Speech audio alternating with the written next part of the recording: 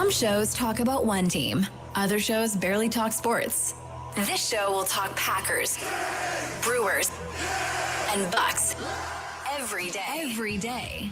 It's Wisconsin Sports Daily with Steve Sparky Pfeiffer, served up by Wendy's on the Wisconsin Sports Radio Network. Download the Wendy's app today.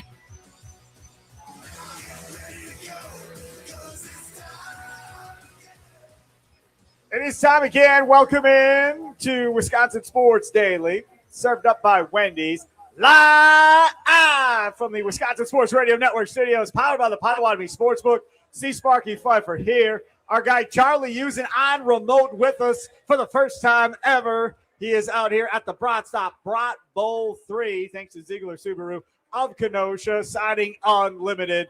And as expected, Charlie Usen, way too many damn Bears fans here. I wouldn't say it's way too many, Sparky. Way too many. I think there's a nice little mix. You got a couple Packers fans mixed in there still. But I think I see a healthy amount of blue and orange. We got Schlitzhead over there. He's doing his thing, man. That's sick. He's been representing the entire time. He's been hanging out with us. But I mean, like my one buddy who I played fantasy football with back in the day here in Kenosha, he's walking around dressed up as like a pope with the Chicago White Sox stuff on. That's psychotic. Cool. That's pretty cool. That's kind of crazy. You guys don't have a pope. That's not his fault. Yeah, I will say this, that I saw one Bears jersey that I kind of dug. And that was a Buffon Bears jersey. Oh, I did see that one too. Because I love Doug Buffon. God bless his soul. Obviously, he passed away. But when he was doing stuff on the score back in the day, it was pretty cool. So 670 the score is over here on the stage.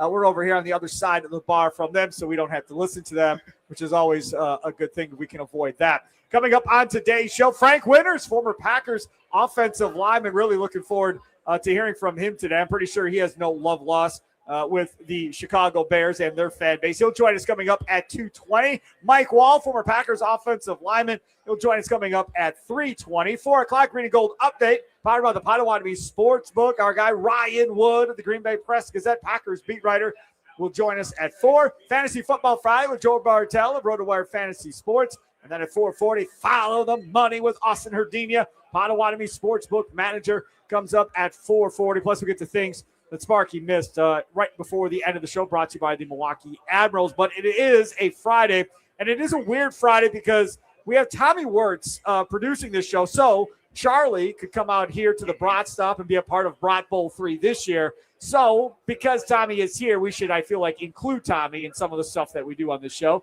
Confident, concerned, and curious is what we do every Football Friday to start the show. What are you most confident in? What are you most concerned about? And what are you most curious about? And obviously use the Nicolay Law talk and text line, 414-677-1250, 414-677-1250. Live streaming on the socials at WI Sports Radio on X or on YouTube. Come on in and check it out. Charlie never got a haircut. That was a complete failure. He teased a haircut for 3 days. It wasn't and didn't get his haircut. It was a try. The normal place I went to, they're booked up because they're awesome. Time out. When did you call the place to get your haircut? Thursday. Yes. To get your haircut when?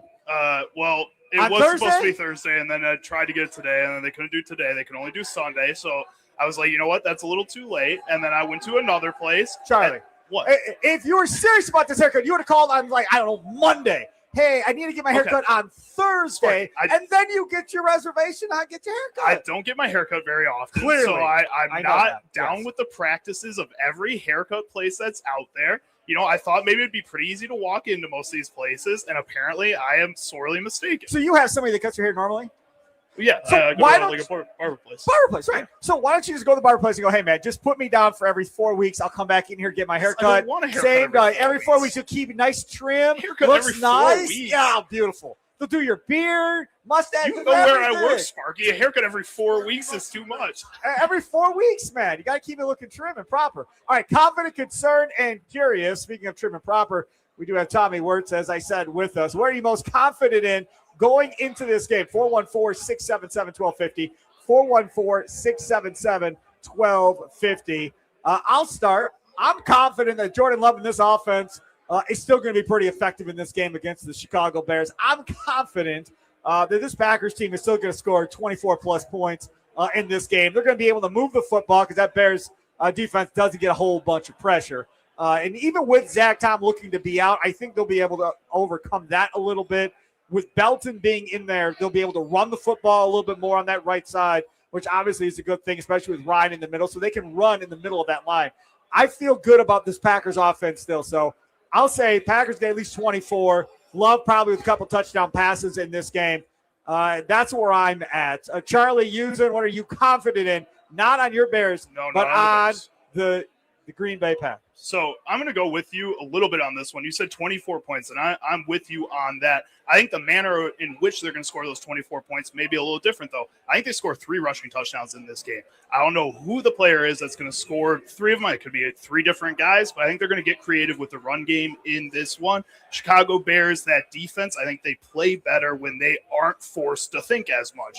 I think there's a lot of guys on that defense that are young and are really opportunistic, so when they can follow their receivers, when they can hit the holes that they're always supposed to, makes it a lot easier to kind of predict what's going to happen next. I think in a situation like this against the Green Bay Packers team that is going to look severely different than what they were 2 weeks ago when they first faced the Chicago Bears, this is a situation where the Packers can kind of show them something else from that playbook that they reopened up with Jaden Reed when he came back from his injury there.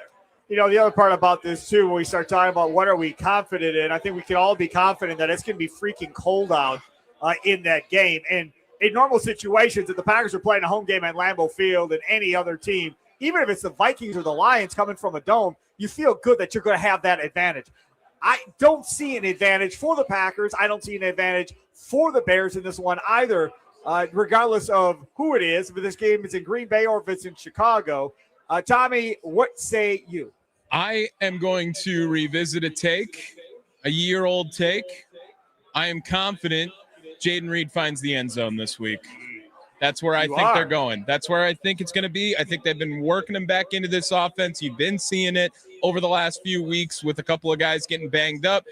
Christian Watson, I'm hopeful he's still going to be available to go, but I think they try to get Jaden Reed involved, and they do that in the red zone. Jaden Reed scoring a touchdown this week. Now again, it's fun that Tommy decides when he wants to hop on and off of an old take. It's fun because he wasn't on this old take necessarily at the beginning of the year. Well, when he was hurt, when it was impossible to be on it. By the end of the year, there was no more Jaden Reed is the greatest of all time. When I had Warren Sharp on this show, and Warren Sharp's like, yeah, he was like one of the 2 worst receivers in football last year. What does he know? What does Warren Sharp know?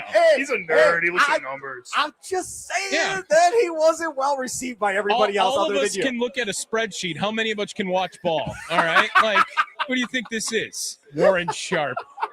Does he have my phone number? He hasn't told me directly anything. I'll tell you what. I'll see if I can get that taken care of for you. I'll see if I can get you and Warren Sharp a little one-on-one time to debate the merits of Jaden Reed. I would just like a number that I don't have saved to text me, Jaden Reed sucks. Like, that's all I want. Like, I can get that done. I will give your number out to a bunch of Bears fans here at the Brat stop. I will get that done before I leave. And I have to find out which one is Warren Sharp and report back to you. Yes. Wisconsin Sports Daily served up by Wendy's, broadcasting live from the Wisconsin Sports Radio Network studios, powered by the Potawatomi Sportsbook, surrounded by Bears fans out here at the Brat Stop. Could really use some reinforcement out here at the Brat Stop in Kenosha with some Packer fans coming out here. That would be a beautiful thing if we can get that done. Great food, great drink specials. It's a great deal. I want to go to concerned next. We did confident. I feel like that was okay. Concerned. I'm concerned about the Packers secondary not getting the ball. That's what I'm concerned about, because if you're going to try and win this game without Micah Parsons and without a legitimate pass rush, nobody believes Rashawn Gary's going to do anything. Nobody believes Lucas Van Ness is going to do anything. So there's not a lot of confidence. Now, could they? They could. Realistically, we're not really going in thinking Rashawn Gary's going to get 2 or 3 sacks. So in order for this to work, like last year when you didn't have Micah Parsons, you have to turn over the ball. You have to get the ball back. Hey, if you don't get the ball back, they're going to score 24, 25 points too. And this is going to be a shootout till it's not. Caleb Williams is going to give you a couple opportunities to get the ball. He's going to let you have an opportunity to win this game and have him lose it, like he did in the last game when he lost it at the end. Don't drop the ball. Xavier McKinney, you dropped 2 last week. Don't drop the ball. Keyshawn Nixon, you're not good in a lot of areas. Don't drop the ball if you have an opportunity to be good, right? Hold on to the football. Carrington Valentine, don't whiff on tackles. Don't drop the football. That, to me, is my concern. Don't come out of this game and you don't have a turnover, because that could be the difference of them winning or them losing, Charlie. Well, and the other thing with the turnovers for the Packers, if you're not going to make the turnover, don't let it be an opportunity where you're being too aggressive on a ball and a Bears wide receiver can turn it into a touchdown. That's my biggest concern with this game for the Green Bay Packers, is that they're going to allow the Chicago Bears to get momentum early on in this game. In the first matchup between these two teams, the Green Bay Packers were able to shut down the Chicago Bears on that first drive after Jordan Love's turnover. Sparky's really excited about I got an email from the Packers. The Packers have activated defensive lineman Brenton Cox Jr. off of the IR. Colin Oliver, the other defensive lineman, has been downgraded to out for the game against the Bears and will not travel to Chicago. That is some legitimate hope of somebody getting to the quarterback if he could stay on the field. It's also a guy that, if things are going to get chippy, he might throw one. And I'm not talking about a football. He might throw a punch at somebody's head. So Brendan Cox Jr. is a guy that you kind of got to worry about a little bit there. But as far as getting to the quarterback, I like Brendan Cox Jr. This is good news, I think, if you're the Green Bay Packers. Oh, 100%. Getting Brenton Cox back, any kind of depth that you can add to that defensive front right now, with Micah Parsons out, with Devontae Wyatt out, is a huge deal. Brenton Cox has been really good when he's been able to be on the field for this Green Bay Packers team. But if he is going to get chippy, if he's going to be a guy to throw a punch, that's something you can't have. I think right in this game, you need your defensive line, your front seven, to be as sound, emotionally sound as possible so that you don't lose any more of those guys when you're getting them back now. Tommy, I'm going to bring you into this. I think it's critical for the Packers. And that first drive, when the Bears are on offense, the Packers are on defense, I think it's critical for them. They need a personal foul, 15 yards. Yeah, send a message. Whatever. Send a message early. Like, I know we're here. I get it. It's early. And we're going to let you know we're not going to get walked over. We're going to push you around a little bit. I'll do you one better. I have so much faith in the special teams that it'll probably happen on that first play already, because might as well get the personal foul instead of the holding call that's coming anyway during this time. To go off of yours, though, Sparky, that was where my concern went. I'm worried this Packers team is going to lose the turnover battle. And that is so crucial to the Bears' success this season. And Green Bay has done a great job holding on to the football all year. However, they've done a very poor job trying to create those turnovers for themselves this entire season. And they had a turnover on the first drive of the game against Chicago last time, and you saw how it worked out. They were able to overcome it, but I am concerned that they are not going to be able to commit as many turnovers down the stretch here. Maybe it's the opposite, with teams maybe thinking, let's see if we can go down the field a little more because we might have a half a second longer with no Micah Parsons on the offensive line. But just judging by the Bears' play style on defense and this Packers' play style on defense, the turnover battle is such a huge, huge part of this game going into tomorrow night.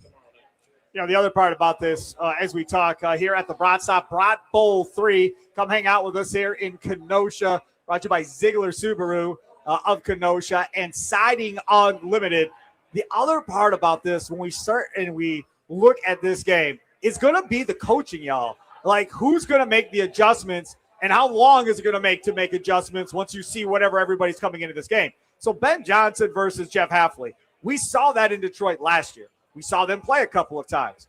Now you get Jeff Hafley versus Ben Johnson again. This time it's the Chicago Bears. Now Ben Johnson gets the advantage because there is no Micah Parsons. Jeff Hafley has the advantage because he took care of Detroit or has faced Detroit without Micah Parsons last year.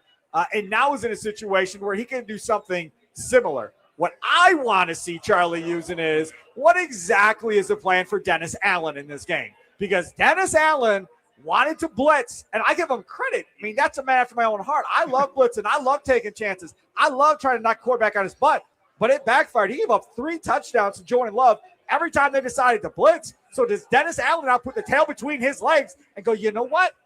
We're good. Not going to blitz this game nearly as much. We'll blitz, half dozen times or so, but we want to see if Jordan Love can actually move this ball down the field without making a mistake. I think that's the way Dennis Allen chooses to go in this game. He could, but also at the same time, when the Packers have so many significant injuries on their offense that could potentially changed their status for this game. We're still looking at a Josh Jacobs as questionable. We're still looking at a Christian Watson as questionable. We're still looking at Zach Tom as questionable. All these guys, I think, should give confidence to the Bears defense. And when looking at how they changed their play style, this is a game where they should be able to sit back. They're getting Tremaine Edmonds back, their number one linebacker. He's been their number 2 turnover guy behind Kevin Byard so far this season. I mean, you shouldn't feel any less confident rushing 4 consistently in this game than you did blitzing in the last game, especially with Jordan Love's blitz numbers. Yes. I mean, I would never blitz against that man ever moving forward here. Tommy, what say you? How much of a change would you expect from Dennis Allen and that Bears defense? I don't know if I expect their defense to change all that much in this game versus their offense in this game because, again, I'm much more concerned about what Ben Johnson is drawing up now that Micah Parsons is out, and is Evan Williams going to play or whatnot? Maybe they try to pick on Darian Kennard in this game or whoever might replace Zach Tom at a point. But as Charlie said, I hope they bring a blitz against Green Bay. They can't run the football this year. They haven't tried to run the football. And if you're going to blitz on them, Jordan Love has carved it up all season long. So if they're really more concerned about what they can do creatively differently against this Packers offense as opposed to the Packers defense, I think their headspace is in the wrong place already. Yeah, I think that's fair. Coming up, but we'll get back to Curious after we talk to Frank Winters. Frank Winters, former Packers offensive lineman, referred to back in the days, bag of donuts. We'll talk to Frank Winters. Coming up next, Wisconsin Sports Daily, served up by Wendy's. Live from Wisconsin Sports Radio Network Studios, powered by the Potawatomi Sportsbook. Brat Bowl 3 out here at the Brat Stop, the iconic, the legendary Brat Stop in Kenosha, right there off I-94 and the Highway 50 exit.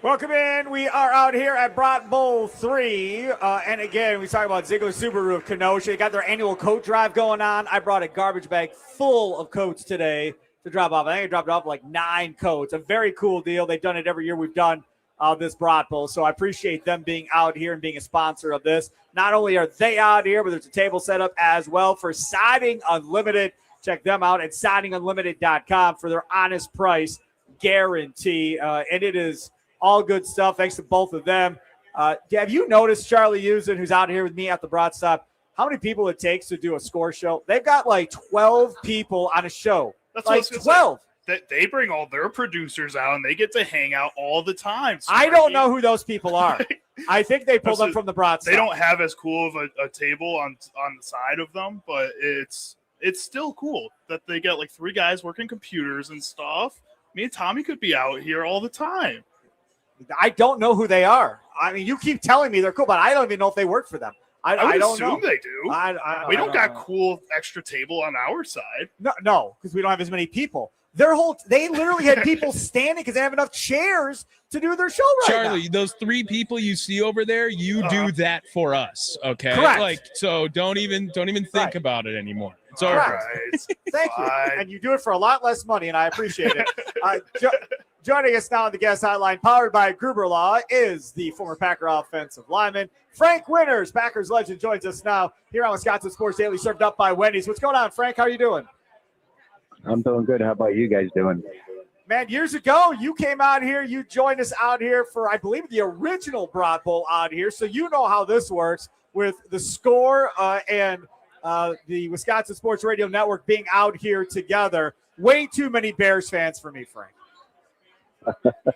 Well, they're having a good season, so they're out there in full force. A lot of years of suffering the last couple of centuries, so now they have a pretty good team and playing well and finally having some results there.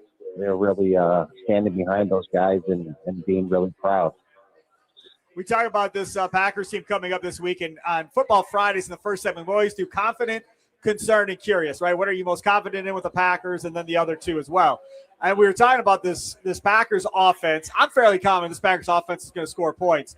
But when we talk about that Packers offensive line, it appears that Zach Tom probably will not play in this game as of right now. That's starting right tackle, which means Kennard probably will start the veteran offensive lineman. How do things change when you lose, a starting offensive lineman or a starting right tackle when you're the Green Bay Packers going into this game? Well, I mean, this time of the year, players do get banged up and they get beat up and stuff. But the motto is the next man up. So whoever's slotted in and going to play that position is going to have to be able to do a job. I'm sure he's had the whole week to prepare for this game, and these guys are professionals. So I believe the next guy that's and like you said, the guy Kennard's a veteran guy who's had experience in starting games before. So I think he'll do well. He'll be ready to go. He'll have a whole week to prepare and stuff. So it's and he's a guy who's played in some big games before. So it's not like you're putting first you're bringing a guy off the practice squad or something like that. So I think he'll do a good job. And it's the offense line has to play great at the end of it. Not one individual is going to determine the game. It's the whole offense line. They have some good players. They beat up there up in front a little bit, but that's just part of the season that we're in right now. And it's an important stretch here. You're playing in Chicago for a chance for first place in the NFC North. And, as a pro, you have to put your mindset and get ready for the game and be prepared to perform and help your team win.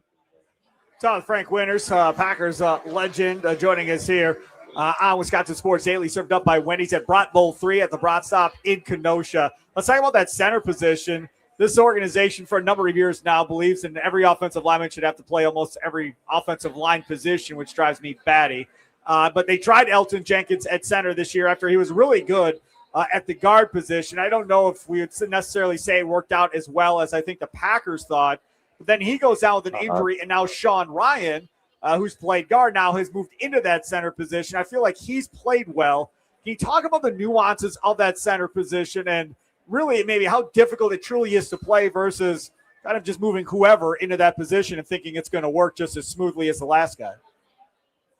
Yeah, the center's the guy that usually makes the calls for the offensive line, puts everybody in the right position to try to be successful as an offensive unit. So it's a guy that you have to have that has to have a good knowledge of the offense. He has to know the blocking schemes, and help try to help the quarterback as much as possible and identifying certain plays and stuff like that. So it's a guy. I've shown. I know Ryan that's playing now. He's been playing there for a while. He's been playing well, but and like I said, people get beat up during the season. And it tends to be happening more lately. With maybe I don't know if it's the more games they play or what, but you just have to be prepared. And the next guy that's on the backup guy, he's always got to be prepared because you're always one play away from going into that game and trying to help your team win. So he's had quite a few games as in there at center. So I think he'll be ready to go and get the guys in the best position to win. And and it just boils down to who makes the least amount of mistakes and who makes the least amount of turnovers are the teams that usually win. And if the Packers could avoid those costly mistakes like they've had in the past, with turnovers and ill-advised times of the game and penalties, if you could avoid that stuff, you'd give yourself a lot better chance of winning. And that's what they're going to have to do against Saturday night against the good Bears team. And that's kind of finding ways to win games. And that's kind of scary this time of the year when they're beating teams that on the last drive and the last time they have the ball. But it's part of the game, and like I said, it's a big rivalry, so I'm sure it'll be an exciting game tomorrow night. And it's for first place, so I'm sure everybody will be excited to play and get prepared for the game tomorrow night. Frank, let's talk about another thing. Now, this doesn't really involve the Packers' offensive line. It involves the Bears' offensive line. The first time these two teams played, Micah Parsons obviously was a factor in that game, being one of the best pass rushers in the game. This time they play no Micah Parsons. I would assume as an offensive line, the game plan changes for the offense when you have somebody like that now all of a sudden not playing. I would assume that means the Bears can probably open up their offense a little bit more than they had the previous game. Yeah, but from the Packers perspective, they have some good players also on the defense line that are going to have to fill in. Hopefully they can get back, and they're not going to change the whole defensive scheme in 1 week to try to adjust the Bears. So they're going to have to slot somebody in there, and that's Michael Parsons' position to try to fill that void. Are they going to be as good as Michael Parsons? Probably not, but you have to go in there with the mindset. We're going to continue to do the things that we do well, and one of that is to get after the quarterback and stop the run. They did a pretty good job of the last time they played, but the Bears are going to try to run the ball, and football's a 11-man sport, so everybody's got to perform at the peak of their performance to be successful. And if you have one guy making mistakes, it's going to show, and it's going to inhibit you from winning that game. So I think they'll be ready to go. They're professionals. Matt LaFleur's been there a long time. He knows what it knows to win.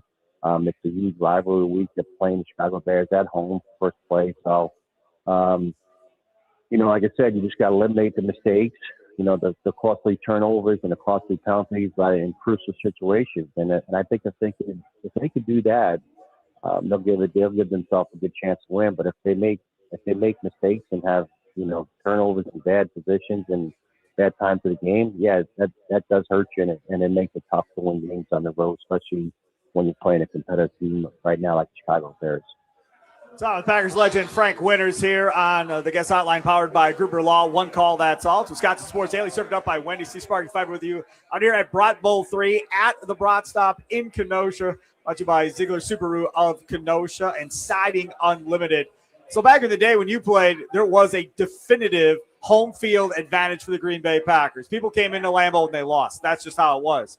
Now it doesn't feel like that is necessarily there anymore. But on top of that, when you're going to Chicago to Soldier Field and playing in those elements or playing in Green Bay in those elements, is there really truly a home field advantage between these two teams?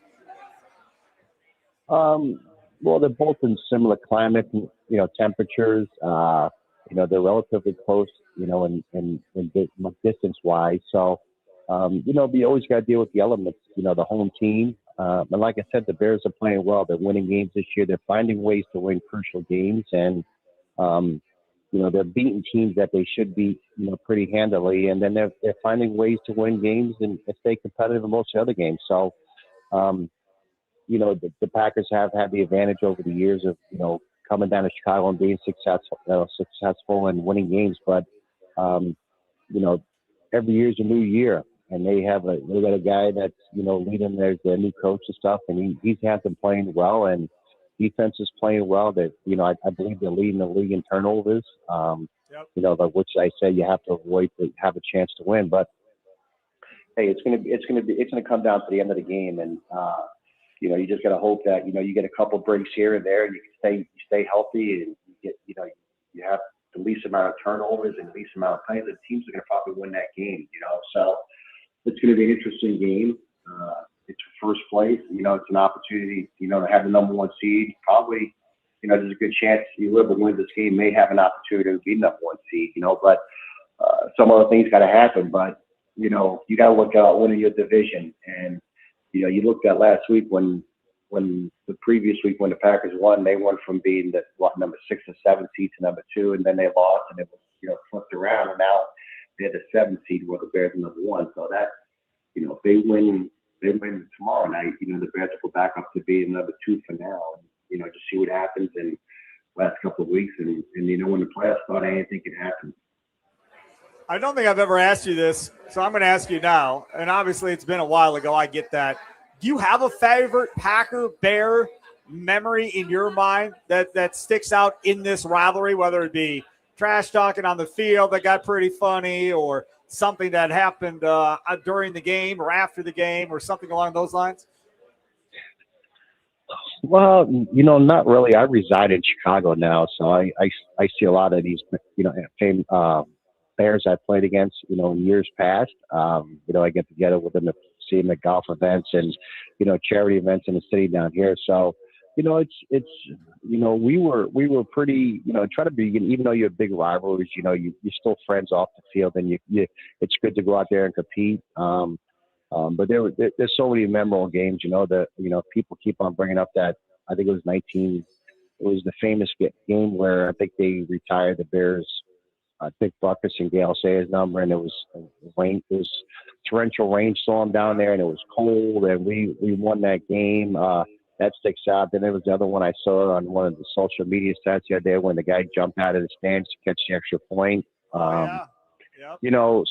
and when Swan interviewed him, I think it was a Monday Night Football game, and then the famous Robert Brooks 97-yard touchdown reception. So there's so many great memories from a great rivalry and stuff like that, and it's just good to say that we've had the upper hand for many years against the Bears, but like I said, you got to prepare each week and each season, and hopefully they could get back to winning tomorrow, and because they need a big win. And I know they're beat up and stuff, but you can't make excuses. Both teams are beat up this time of the year, and hopefully we can go out there and get a win tomorrow night and get back in first place. Always enjoy having you on, Frank. So much for coming on, and hopefully we'll be watching a big Packers victory tomorrow night, man. Thanks a lot. All right, guys. Take care. Enjoy. Go Pack. Take care. You betcha. There he is, Frank Winters, former Packers offensive line, bag of donuts, good old bag of donuts from back in the day. On the guest hotline, powered by Gruber Law. One call. That's all. Again, out here at Brat Bowl 3 at the Brat Stop, 670 to score in Chicago. We're here with the Wisconsin Sports Radio Network. Brat Stop is always here and has always been here. Having been a person that grew up in Kenosha, national touring act after national touring act has played on the stage where the score is set up right now. Dixie Chicks, a whole bunch of different groups and bands that have played here over the years. And all kinds of cool stuff here, too. Like if you're looking for like a wedding reception, parties and stuff like that, they have year-round banquet halls that are open. The Parkway Chateau, that seats up to 500 guests. Plus, you also got a lot of other things going on. Wednesday, all-day happy hour on Wednesdays. Does your bar that you work at, Charlie, do all-day happy hours? I don't think anywhere does all-day happy hours, but here, man, that's a steal. It's a beautiful thing. They have outdoor volleyball courts, obviously, when it's warmer outside as well. Check them out on Facebook, Instagram, or on their website. Again, Brat Stop in Kenosha. Family's definitely welcome. There's kids here all the time. having lunch, dinner, whatever the case may be. So come hang out at the Brat Stop in Kenosha. We're out here till 5 o'clock. The Score broadcasting until 6 o'clock right off the Highway 50 exit and I-94. Coming up on the other side, we're going to talk more about this Packer-Bears matchup. Some discouraging numbers that have me a little bit worried. And we'll also talk about our curious, from confident, concerned, and curious. And don't forget, when the Bucks win, you win at Wendy's. They didn't win. They did not win. No. No. After every Bucks win, stop by in participating Wisconsin Wendy's for a free small vanilla or chocolate frosty classic. No purchase necessary. This offer is only good for 24 hours after a win. So act fast to get that free small frosty classic at Wendy's. It's Wisconsin Sports Daily, served up by Wendy's, live from the Wisconsin Sports Radio Network studios, powered by the Potawatomi Sportsbook. Sparky here.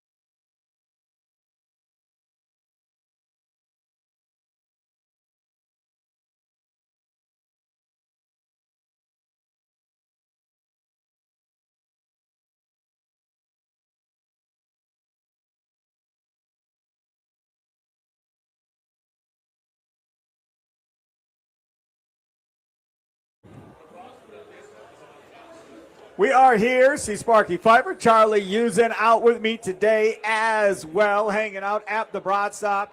Talking about a big Packers-Bears matchup coming up tomorrow night. Don't forget Green Bay football postgame show powered by Lakeland University. Following that one tomorrow night all over the beautiful state of Wisconsin. Check it out on the Wisconsin Sports Radio Network, whether it be on 99.7 FM, WNFL in the Green Bay and Appleton area. In Wausau, 93.9 The Game. Duluth Superior, 710 The Game.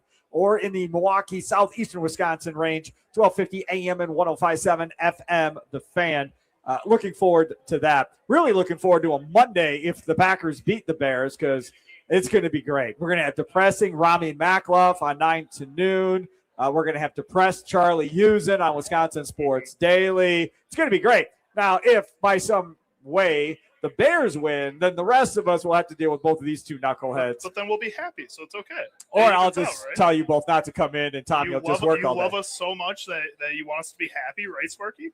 I do. You've got a great girl, and I want you to be happy. Tell me when you're having your first baby. Let's talk about the Potawatomi Sportsbook, because that is a beautiful place as well. And they have free shuttles to and from home games at Fiserv Forum for the Milwaukee Bucks games. All you have to do is go to Potawatomi.com for more information. They leave 1 hour and 15 minutes before every game. They return starting in the third quarter of the Bucks game. Now, again, you have a free parking structure. You don't have to pay ridiculously high parking prices downtown Milwaukee. That's a benefit. Now, there is always a catch, right? Here's the catch. In order to get on said shuttle, you have to make a same-day game wager at the Potawatomi Sportsbook. Ask for your bracelet after you make it, or simply make a purchase at the Potawatomi Sportsbook from their delicious kitchen and ask for a bracelet, and you are on your way that way too. So again, check it out today, Potawatomi.com. I said before the break, I am concerned about some numbers. How about this number here? Teams coming off of playing in Denver this year in their next game are 0-7. There has not been an NFL team in the regular season that has won a game after playing in Denver the next week. That is a big number in my mind, Charlie Usen, that does not benefit the Green Bay Packers. Do you think that just the fact of the elevation change, you're playing in a different atmosphere, you're coming back home, does that make that big of a difference? Because they don't talk about they talk about it making a difference when you go to Denver, but not to the point where they're spending more than maybe an hour talking about it, preparing for it. I feel like if it's that much of a difference coming back, they should be preparing for that a little bit better. I don't know how we have Mike Wall coming up, former Packer offensive lineman. He'll join us coming up at 3:20. We can ask him. I should have asked Frank Winters. But I think there is something to it of how your body does react to that. And not only that, but when you're coming from Denver, and this includes everybody. So this includes their own division. This isn't saying, well, NFC East teams traveling across the country, they're affected, or, teams traveling from the Midwest are affected. This is everybody. Nobody has won the week after playing in Denver this year. So clearly there's something that works into this. And again, that's something else that we have to talk about. Here's something else I got for you. Can I, before you go on, give you a reason to turn that into a confident?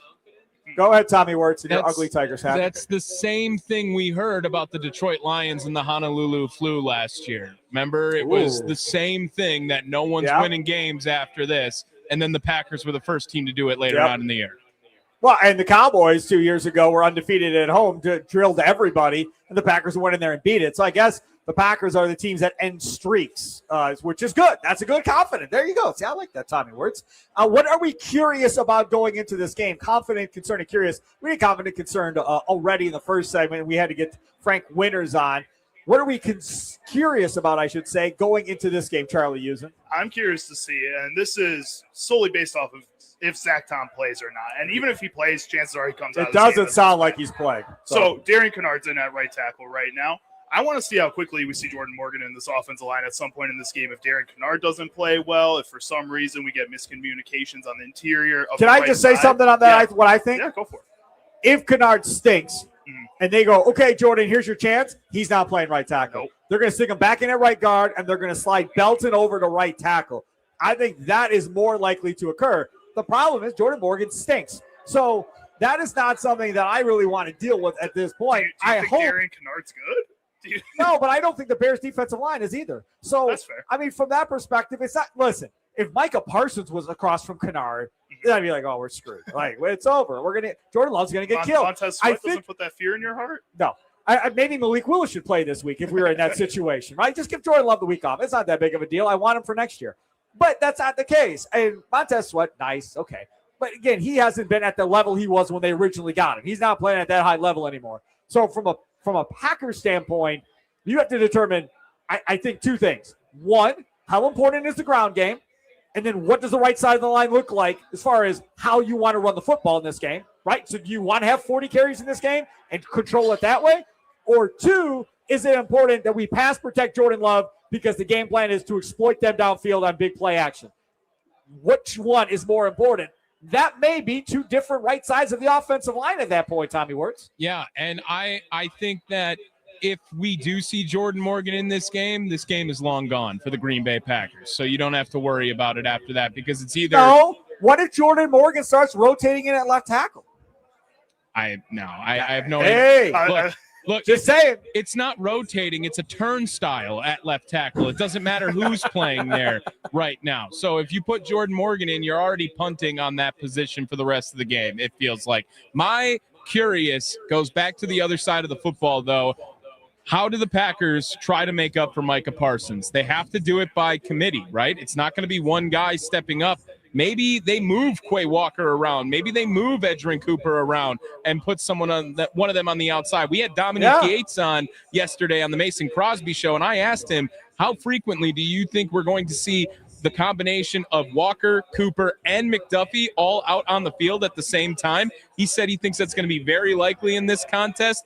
And Ryan Wood has brought up points on Edgerrin Cooper being involved in the pass rush. Quay Walker, we've seen him line up outside last season. It hasn't had to this year at all. But you know you have an athletic freak in Micah Parsons missing in this game. Good thing the Packers have two more on their defense.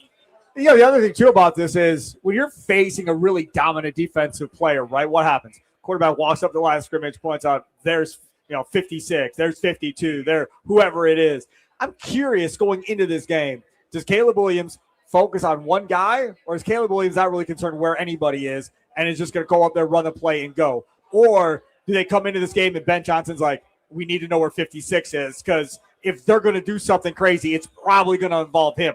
That's how I do it if I was Ben Johnson. Edgerrin Cooper is the most athletic player on that side of the ball defensively. He's the most explosive player on that side of the ball defensively. So in my mind, if they're going to try to create pressure without Micah Parsons, it's probably going to center around him, Charlie.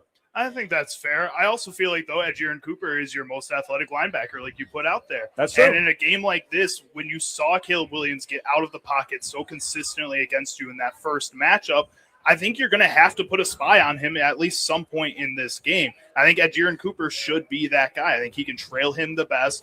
I think this is a situation where I could see a guy like Isaiah McDuffie being more of that blitz, more of that pressure guy. He comes a little bit harder up the middle. When you give him a job to do, he is going to do it every single time. He is consistent. Yes, maybe he's not the most athletic, but I think he's going to cause the biggest pile up in the middle and give your defensive linemen some chances to go. Guys like Brandon Cox, guys like Lucas Van Ness, who are coming back from injury where you can sweep them around the outside, bring them around the inside, while McDuffie takes a brunt of that pressure by just running his head down the middle.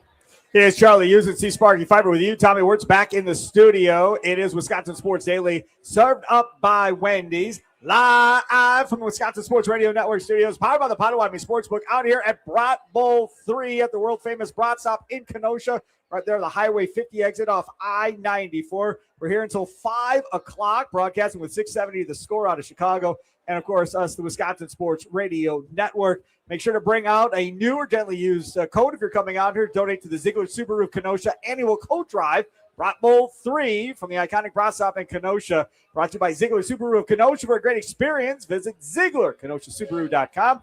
And by Siding Unlimited, visit SidingUnlimited.com for their honest price guarantee. Coming up in the 3 o'clock hour, Charlie Sounds today at 3:40. Mike Wall, former Packer offensive lineman, will join us at 3:20. We'll talk about this Packers offense, what it means if there's no Zach Tom, no Josh Jacobs, and there's a way for the Packers still to be the 1 seed. We have that way for you, too. That's straight ahead here on Wisconsin Sports Daily, served up by Wendy's.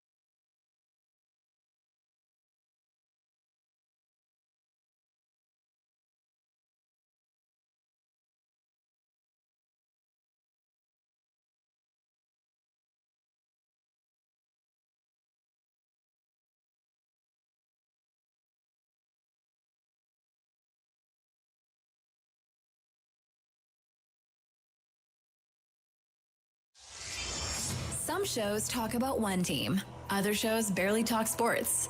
This show will talk Packers, Brewers, and Bucks every day. Every day. It's Wisconsin Sports Daily with Steve Sparky Pfeiffer, served up by Wendy's on the Wisconsin Sports Radio Network. Download the Wendy's app today.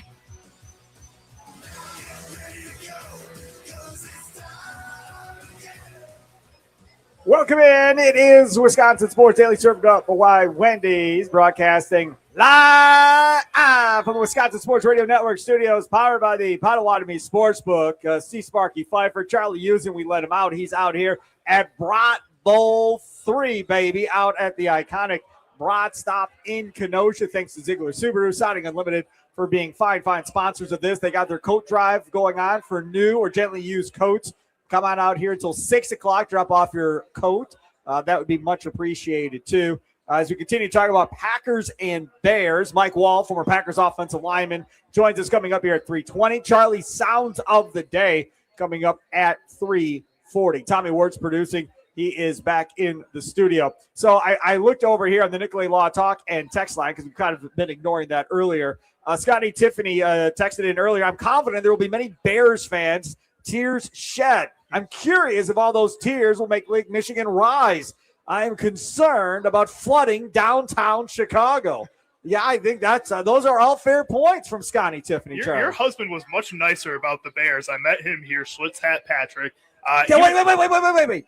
They're married? That's what those two are married? Yeah, that's what he told me. I did not know. So there you go. Your husband was much nicer to us Chicago Bears fans. Yeah. So you know what? Fine, you can be confident about that. I'll let it slide, but just letting you know. All right. I did not know they were a thing. I learned that. Yeah. We should get them a radio show. Let's do it. They're always texting in. I mean, look at Schlitz Hat Patrick. He'd do a show by himself. We put think him up here. People would just come over here to listen to him talk. Just for the hat. Just for the hat. Yes. I got another one here from the 414. What teams has Denver beat at home? Because if you were listening on the last segment, the Denver Broncos, when they played a team this year at home, the next week that team loses. So teams that have gone to Denver and then played the next week are 0-7 this year. So I went on the schedule. I said, okay, who have they played at home? At Mile High, they beat the Titans 20-12. All right, yeah, expected to lose the next week probably. Yep. Mm-hmm. Then they played the Cincinnati Bengals. No Joe Burrow. They won 28-3. Same deal. Expect to lose the next week probably. The New York Giants. They beat 33-32. Well, and what week was that? That might have been without Jackson. October 19th. So there you go. Well, that was a shootout either way. Then the Dallas Cowboys came to town for a 44-24 victory over them. I can see that, I guess. Cowboys got a little hot later on in the season, so that's a better team. All right. The Raiders, they beat 10-7. All right, bad to bad. That was a boring Thursday night game. And then the Kansas City Chiefs, they beat 22-19. Again, later on in the season, though, the Chiefs slowed down. They weren't as good of a team, so that's another team where it's like, okay. Correct. And then the Green Bay Packers last week. Now, as it sits, they have two more home games left against Jacksonville and the Chargers to end the season. So those are the teams that every one of those teams that played there the next week lost. All right, there were a couple good teams in there, so I would say that there's some validity to that claim then that Tommy brought up. At the same time, the Titans aren't a very good team. We're looking at the Bengals without Joe Burrow, not a very good team. I don't know. I'm not as confident in it because of that. Absolutely right. Another one here from the 414 says, we apply the term athletic freak to number of Packer draft picks in recent memory. I learned how wrong that was after watching Micah Parsons play. He is the freak on this football team. Yes. Yeah, I mean, we overuse that term. I would agree with you on that. Probably, but in all reality, every NFL player to some degree is an athletic freak. All those guys, if you're able to play in the NFL, to be a professional football player, to be a professional athlete in general, it takes a lot of just natural ability that not everybody has. But Micah Parsons is still a step above that, man. It's crazy watching him play any type of down. Even if he's not putting 100% effort into it, he's there. It doesn't matter. All right, so here is from Zach Cruz, who we reference a lot on this show, managing editor and writer for the Packers Wire, senior editor over there at the USA Today. So it says, because the Seahawks beat the Rams, the Packers now have a path to get the number one overall seed in the playoffs in the NFC and get a bye week on top of everything else. Now, it's not going to be easy. Of course it's not. But there is a way. There's a chance. All right. There's still a chance. Packers have to beat the Bears. Okay. Packers have to beat the Ravens. Packers have to beat the Vikings. Okay, win out. That's not something shocking. We knew that. Then the Panthers have to beat the Seahawks. Maybe. Panthers have been playing okay. Maybe, but the Seahawks have been playing amazing. So. Agreed. But Darnold's thrown 3 picks in a game this year. But so there's a chance. It also doesn't seem to matter. He threw a bad pick yesterday, too, and they were able to figure it out. So absolutely right. I still don't trust that guy. Bears over the 49ers. That's probably a reach. I don't know if they can beat the 49ers. But I think they can. The 49ers are a team that deal with too much variability each week. All season they've been dealing with that. It's a team that either are super healthy and they go out there and ball out, or they're injured and then they don't play well, or they're injured and do play well. It's not the same team every week. There is a variation to that. Okay. So let's say the Bears win that game. If the Colts beat the Niners, that would also work. Okay. I have with Phillip, 44-year-old Rivers. I was going to say, I have less faith in that. Anthony Richardson did say he was cleared from his orbital fracture injury yesterday and that he is coming back to practice, so maybe he could get a couple shots. We're in Kenosha. I wouldn't let him coach. I wouldn't let him quarterback Carthage College in Kenosha. No, I don't want him anywhere near a football team. But he had one really good throw. I don't care. I'll take 44-year-old Phillip Rivers over Anthony Richardson with all due respect. That throw bought Anthony Richardson a job the rest of his life. Are you kidding me? Yes. It was unreal. Yeah. Yes. Okay, then the Falcons over the Rams is another one that could possibly work. I could see that happening. Okay, so that's a possibility. Or the other one would be the Cardinals over the Rams. So the Rams just have to lose one of those two games. So the Cardinals or the Falcons, that would help the Packers. Then the 49ers over the Seahawks is the other one. All right. All that has to happen, and the Packers are the number 1 seed in the NFC. More likely to happen, the Packers are the 2 seed, the Bears are the 7 seed, and the Packers and Bears see each other again in a few weeks in Green Bay at Lambeau Field. Or the Bears are the 2, the Packers are the 7, and we see each other again at Soldier Field in a few weeks. Odds are very high that we are going to see these two teams play a third time. When was the last time you saw the Cubs and Brewers play in the playoffs and then followed up with the Bears and Packers playing in the playoffs? I mean, this is just great for the city rivalries that you're seeing. I'm going to say something that's not going to be very popular. All right, let's hear it. If you're going to tell me, hey, you got to win, which one would you rather win? I'd rather beat the Trader every day of the week. Like every day of the week. Every day of the week. Every day of the week. I'll tell you, if they lose to them in the playoffs, it's going to suck. I'm going to be mad. Whatever. Things are going to be said. But nothing would have been as bad as losing to that Trader managing the Cubs. Nothing would have been that bad. Well, and I guess I get where you're coming from. It's the Trader. It's Craig Counsell going over there to North Side for only a little bit more money. The whole storyline's there. At the same time, a little bit more money. It was like $3 million a year more. The history behind Packers Bears, I think if you were to set that up into the playoffs, that is always going to be a legendary game. I feel like it always ends up being that. BJ Raji with his pick 6 was huge. I remember that to this day. That's one of the greatest plays, and it wasn't even a Super Bowl game. I mean, this is a situation where these two teams have so much behind them, and there's a little bit of animosity coming back here between this rivalry.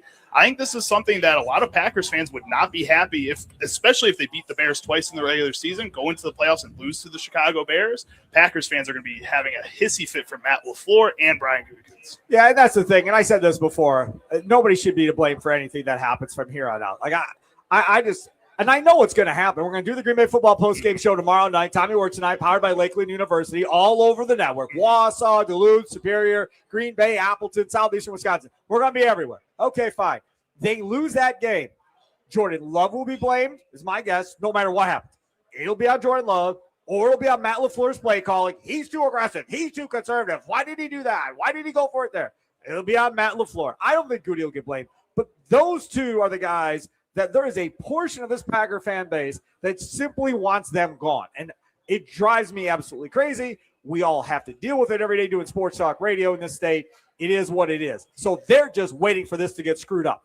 If they win the next 3 somehow, some way, and get into the playoffs without Micah Parsons, potentially without Zach Tom, maybe without Josh Jacobs, and still win the division and end up as a 2 seed, Charlie's shaking his head because that's exactly what every Bears fan is going to be doing for the next 3 weeks. If they overcome Parsons and Tom and Jacobs and whoever else gets hurt, what are you going to do if you're anybody in this division other than go, oh, crap. I mean, here we go again.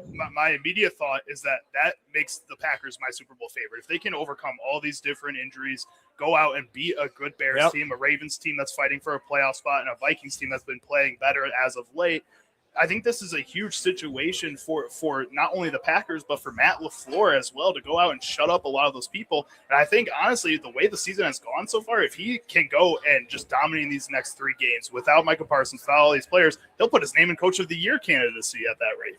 That's interesting. I haven't thought about the Coach of the Year candidacy necessarily at this point, because I think up until last night, that was probably going to be Sean McVay with the Rams. I said this when it happened. I'm going to say it again. That Devontae Adams injury is going to cost them. They're going to lose because they lose Devontae. Now, I haven't seen how long he's out. I don't think he's out for the year. It's week to week right now. Yeah, that's great. I love that. So, however long it is, they have to have Devontae in the playoffs or they're not going to be the same team. Similar to the Packers, they have to have Christian Watson. This is going to be a big test here. If Watson comes through this game on the other side and he's okay, I mean, not more hurt than he is already, and now he's able to play against Baltimore. He's able to play against Minnesota, and he's able to go in the playoffs. This offense is going to cook. Like, they're going to be okay. If they lose Watson, similar to Devontae, then this Packers offense could be in for some trouble, Tommy Words. Do you have an idea with the betting odds, courtesy of the Potawatomi Sportsbook, the favorite for Coach of the Year this year, either of you two? Oh, it's got to be Vrabel. Ben Johnson. Mike Vrabel is number 1. Mike McDonald is now number 2. Shanahan 3. Liam Cohen 4. Ben Johnson comes in at 5th. Charlie plus 175. You can't even argue Vrabel. that. No. You can't even argue anybody in be. front of him. You better not even try it. I mean, you can argue Liam Cohen in Jacksonville deserves to be in front of McDonald in Seattle. What he's done in Jacksonville is, I mean, not as impressive because New England's got significantly more wins, but should be right there next to Vrabel at 2. Nobody had Jacksonville being a potential playoff team, and I know nobody had New England being the best team in the AFC, regardless of their schedule. I know it's a last place schedule, whatever, but that is unbelievable. And Drake May and his progression, how much better he's gotten. We don't give enough credit. I'm just gonna say it now. Y'all need to give credit to Matt LaFleur for this Jordan Love thing, because this is a different coach. Right? If this is any one of the clown shows that Chicago's had the last couple of years, if any one of those clown shows would have been Jordan Love's coach throughout this, Jordan Love may not be this.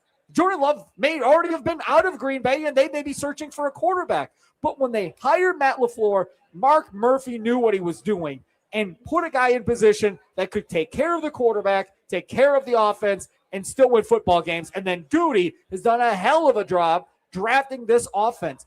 That's the difference between winning organizations and crap like the Bears have had for the last, 20 years, whatever it's been, in Chicago, is that you have incompetent front offices that can't figure out how to hire the right coach or can't figure out how to draft the right quarterback or consistently shoot themselves in the foot with different things. Hell, look at what's going on now down there. They're talking about playing in Indiana, for God's sakes. That's where they're talking about going to. Gary, Indiana. Raise your hand if you thought it's a good idea to go play football in Gary, Indiana. Tell me who had that on their bingo card at any point in their lifetime that an NFL team would be playing in Gary, Indiana. You need to stop. What if they had the proposal for Lake Geneva? Would you be more upset or less upset if they came to Wisconsin? Hold on. Swear to God. I got a text earlier from a buddy I haven't talked to in a long time. He said, hey, Merry Christmas. How's the family? And then he got to the real point of the conversation while he texted me. He's like, hey, heard the thing on the Bears. Any chance they end up in Kenosha? Now, this is the thing. We're in Kenosha at the Brat stop. The reason this is real is because there was a chance that Michael Jordan was going to own the Milwaukee Bucks. In fact, that deal was verbally pretty much done. Herb Cole went to bed. Jordan went to bed thinking he had the Bucks. He was going to move them to Kenosha and play the games at the border to draw from Northern Illinois to steal those fans to become Bucks fans, and then still southeastern Wisconsin, figuring people from Milwaukee would drive a half hour or whatever to come watch the Bucks. That was going to be the deal. That was Jordan's mindset of how this was going to work. Cole woke up the next day, changed his mind, said, never mind, no deal. I'm not doing it. It was that close to happening, and nobody knew that it was going down until later when Jordan ended up with Wizards on his comeback or whatever.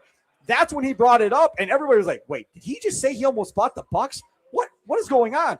That's how we all found out about it. So it's not crazy to think that they would take the Bears and move them to Kenosha. Like, it makes all the sense. You have all kinds of exits right off of the freeway where you could put a stadium, have the whole thing, easy on, easy off. And as we all know, growing up here my whole life, my grandma was Bears fan of the year twice in this city. There's a ton of Bears fans here. So it's not like they wouldn't be welcomed if they showed up in Kenosha. And there's a ton of Bears fans in Lake Geneva. That's too hard to get to. Like, it's too far. It's too out of the way. Too many things to get through to get there. This is a lot easier if you're just shooting up. Gary, Indiana, I went on my phone last night when I saw this. I'm like, how far away is Gary, Indiana? Because when I drive through Chicago and I'm going to Indianapolis or Nashville or Louisville, wherever, I feel like Gary, Indiana is a drive from Chicago. It's a half hour when I put it into the phone. So it's really not that bad. So it would be no different if you put a stadium up here in Kenosha for the Chicago Bears. I think that this is all a bunch of smoke. That he's trying to, Warren, that is, he is trying to maneuver his way into forcing the Bears or the city of Chicago and the state of Illinois to give him what he wants. That's what he's posturing for and trying to get done. It could backfire, though, folks. Just telling you, it could backfire, and he won't be in Arlington Heights after they spent all that money. That was prior to him, but they won't be in Arlington Heights. They may not be in downtown Chicago. They may be half hour or so outside of the city of Chicago, and I don't think that is good for the National Football League at all, Charlie. No, I don't think so, and I think you're right. I think this is all the Bears trying to threaten the city of Chicago, who clearly doesn't care. Like, they are saying, Go look. Yeah, go for it. We aren't paying for your new stadium. They want to be right on the lakefront. That's their big goal. That's where they want to be. But at the same time, the Chicago Bears, do you really want to be in Gary, Indiana? Do you really want to be That's in what Kenosha? I'm saying. Like, that's crazy. Well, Kenosha's a lot better than Gary, Indiana. I'm going to stick up for my hometown on this one. It is. I'm not saying it's bad. I'm just saying that you are the Chicago Bears. What would be playing in Wisconsin? Playing in Indiana. I know, that is such little brother syndrome, man. Right. Like, exactly. You know that, like, would you not Especially be when terrified? there's other teams there? Would you not be terrified? Like, Milwaukee Packers fans would not take over that stadium if they were in Kenosha, man. Yes. So It would be awful. That would Go be to so Iowa. bad. Go somewhere where they don't have a team already. Yes. And then No, that would make sense. Yeah. Right. Go to like Dubuque or something and go play over in Iowa. Yes. Go to Dubuque. You got to find a different Galena, public Illinois. park for you guys to go play at, because that's what you're doing right now. Oh, they got plenty of so. cornfields in Iowa where they can chop them down and put a stadium there. I think it'd be fine. Yeah. Right there in the Quad Cities where there's Galena, there's Dubuque, all of that little area right there. But that's even a farther drive for Chicago. Like, they're never going to do that. They want something relatively close. I don't think it'll happen at the end of the day, though. Coming up next, we're running late. He is Mike Wall, former Packers offensive lineman, as we broadcast the Wisconsin Sports Daily Show, served up by Wendy's, live from the Wisconsin Sports Radio Network studios, powered by the Potawatomi Sportsbook. Steve Sparky Pfeiffer, Charlie Houston with me out here at Brat Bowl 3 at the iconic Brat stop in Kenosha, right there off the Highway 50 exit on I-94, thanks to Ziegler Subaru and Siding Unlimited. Check him out online at sidingunlimited.com.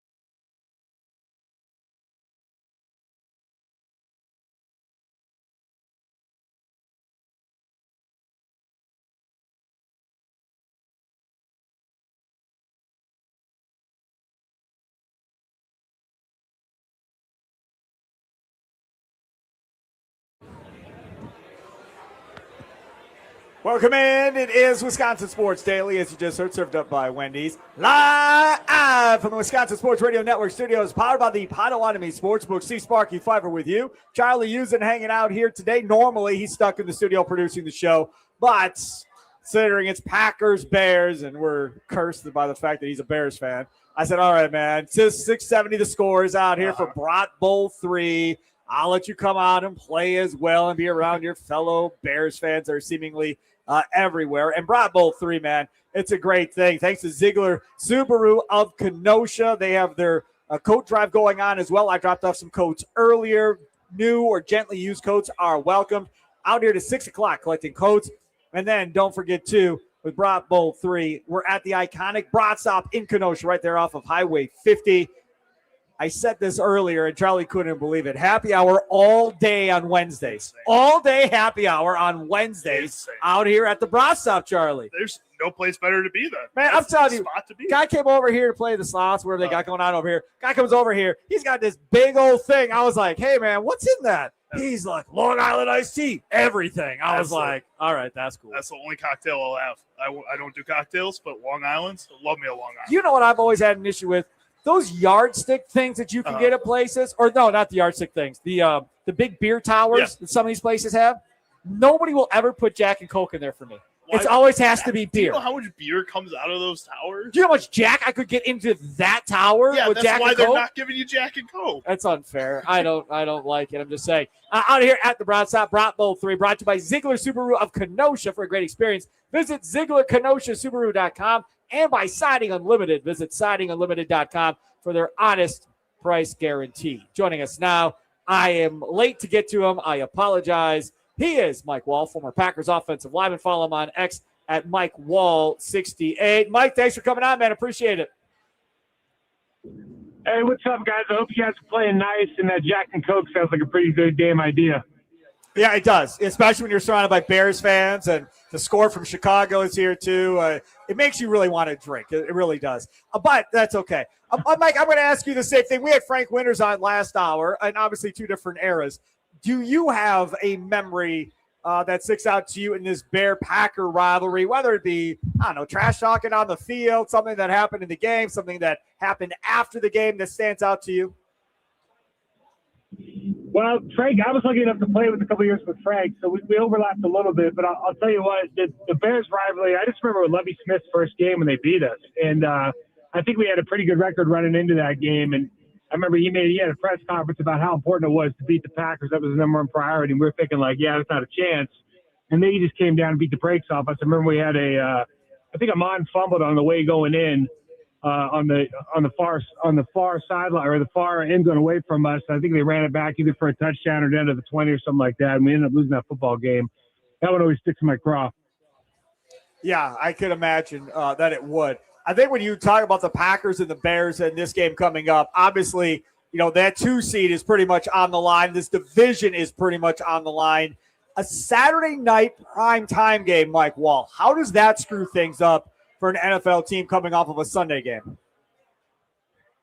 Yeah, well, I don't think it screws it up too much. Listen, the only thing you're really missing out on, if you care about it, is your walkthrough on Saturday morning, which they're probably going to do anyways in some form or fashion. The real hardship, I guess, is on the coaching staff because you got to move everything up maybe by one day as far as your preparation goes. But I think from a player standpoint, they should be ready to go. You're so far into the season now, guys, and the way that they – I don't want to go old hat here, but they don't really practice that much anymore anyways as far as getting your pads on and banging around. So I think from a physical standpoint, you should be fine. And listen, these teams know each other really well. They played them 2 weeks ago. There's not going to be any surprises as far as game plans go. This is just going to come down to execution. So with this coming down to execution, Mike, this team is missing a lot of their key pieces that I think does change their game plan a little bit. How does that affect the practice schedule for this team, especially on the offensive line without Zach Tom and the Josh Jacobs potentially not playing? How does that run scheme change, and how do you work on that in practice 3 days before one of the biggest games of the season? Well, I don't think the scheme changes that much. I just don't think that, you know, Kennard did a pretty good job filling in. Now, obviously, having a full week of practice is going to help him out. It's only going to make him better. Missing Zach Tom is a huge thing. He's a level above every other offensive lineman we have. He's a really, really good player in the league right now. So if he can't play, that is a problem for the Green Bay Packers. But as far as just strictly as preparation goes, again, I just don't see them putting on the pads and banging around on Wednesday, Thursday anyways. So if they have to make a couple wrinkles in this game, I'm suspecting it's more along the lines of communication on the line of scrimmage during the passing downs when they're trying to figure out all the sim pressures that the Bears look at. But from the run standpoint, man, this is a lot of bread and butter stuff. They're going to be good at the same things, talking about Kennard and Zach Tom.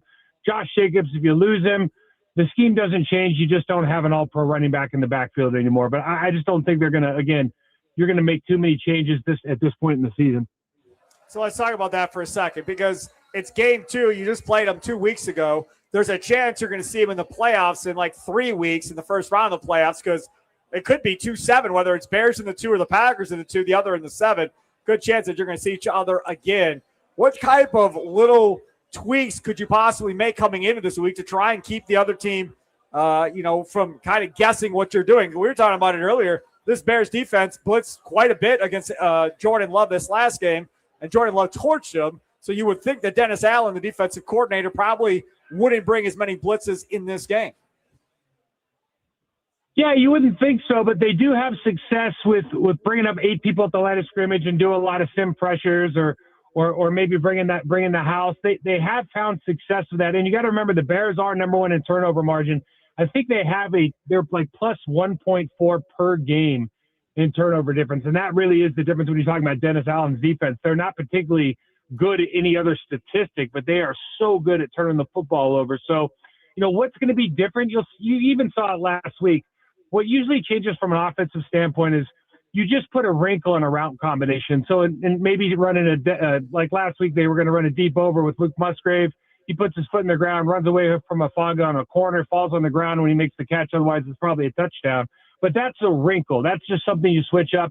Hey, these guys watch film too. Let's put something different on this in the scheme that they haven't seen on tape, and maybe they'll jump on a route and make that mistake. But again, I just don't think this really just comes down to communication at the line of scrimmage, understanding, knowing where you're going from that right tackle position, getting the snap count right at center with I hate the way that they do their silent count if they're going to have to do that this week.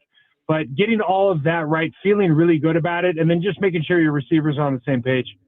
Hold on a second. I want to follow up. Mike Wall, former Packers offensive lineman, joining us here on the guest hotline powered by Gruber Law. You said you hate how the Packers do their silent count? Oh, God, I hate it so much. It just puts everybody at such a disadvantage. They've gotten better because as you watch it now with Sean Ryan, he gives them like a half second before, as his head goes up before he snaps the ball. So at least those tackles can kind of whip their head around before they move. But having to look in at the ball and then kick as you're going and not having any sort of rhythm whatsoever, guys, I can tell you firsthand, man, if you're playing like Nick Bonito last week, such a tough time. That's why they got to chip so often in pass pro now. It's like you can never get off the ball.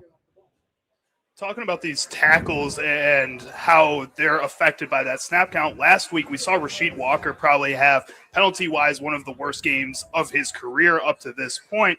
Do you think that just the way that Jordan Love is commanding the line of scrimmage behind there has an effect on how a guy like Rasheed Walker has played so far this season? I know he hasn't played that much worse than what we've seen in the past 2 years with him starting at left tackle. Do you think is that something they need to look at moving forward here as they get into these bigger games with louder stadiums, more playoff-style atmosphere? How do you get Rasheed Walker and Jordan Love more on the same page there along with the rest of the offensive line?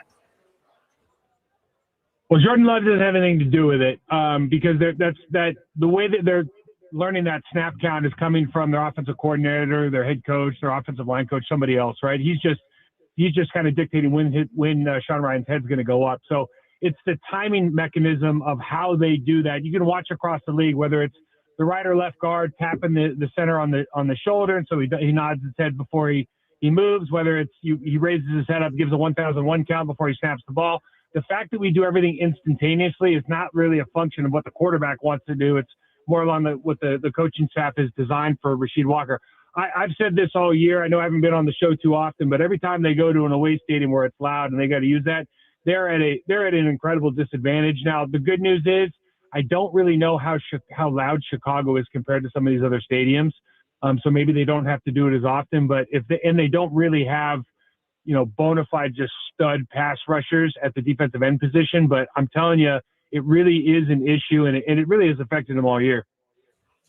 Mike, the other thing that I'm curious to see how you would attack is, what do you do against this Bears offense without Micah Parsons? We were saying earlier, if I'm Caleb Williams, the only guy I really care about isn't Rashawn Gary or Van Ness or anybody else. It's 56. It's Adrian Cooper, because if Hafley's going to scheme up more pressures than what they've shown previously, because they don't have Micah Parsons now, I would think he is the guy that they're going to scheme up to try and get him coming more often than he has in the past.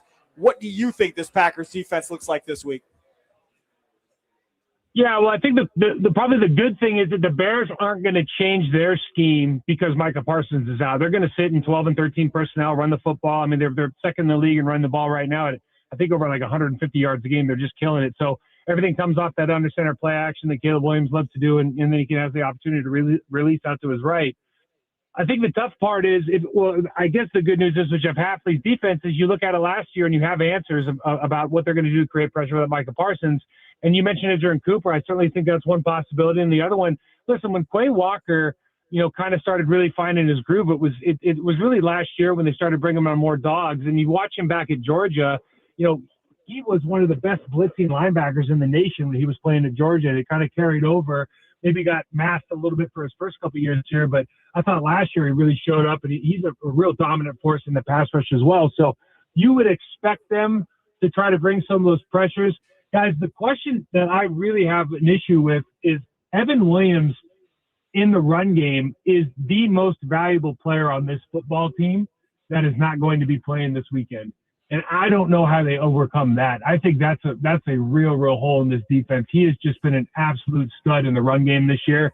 And with this team, this offensive line that they're about to go up against, both running backs, everything they bring to the table, talking about the Chicago Bears, I think Evan Williams that loss is going to be a real problem.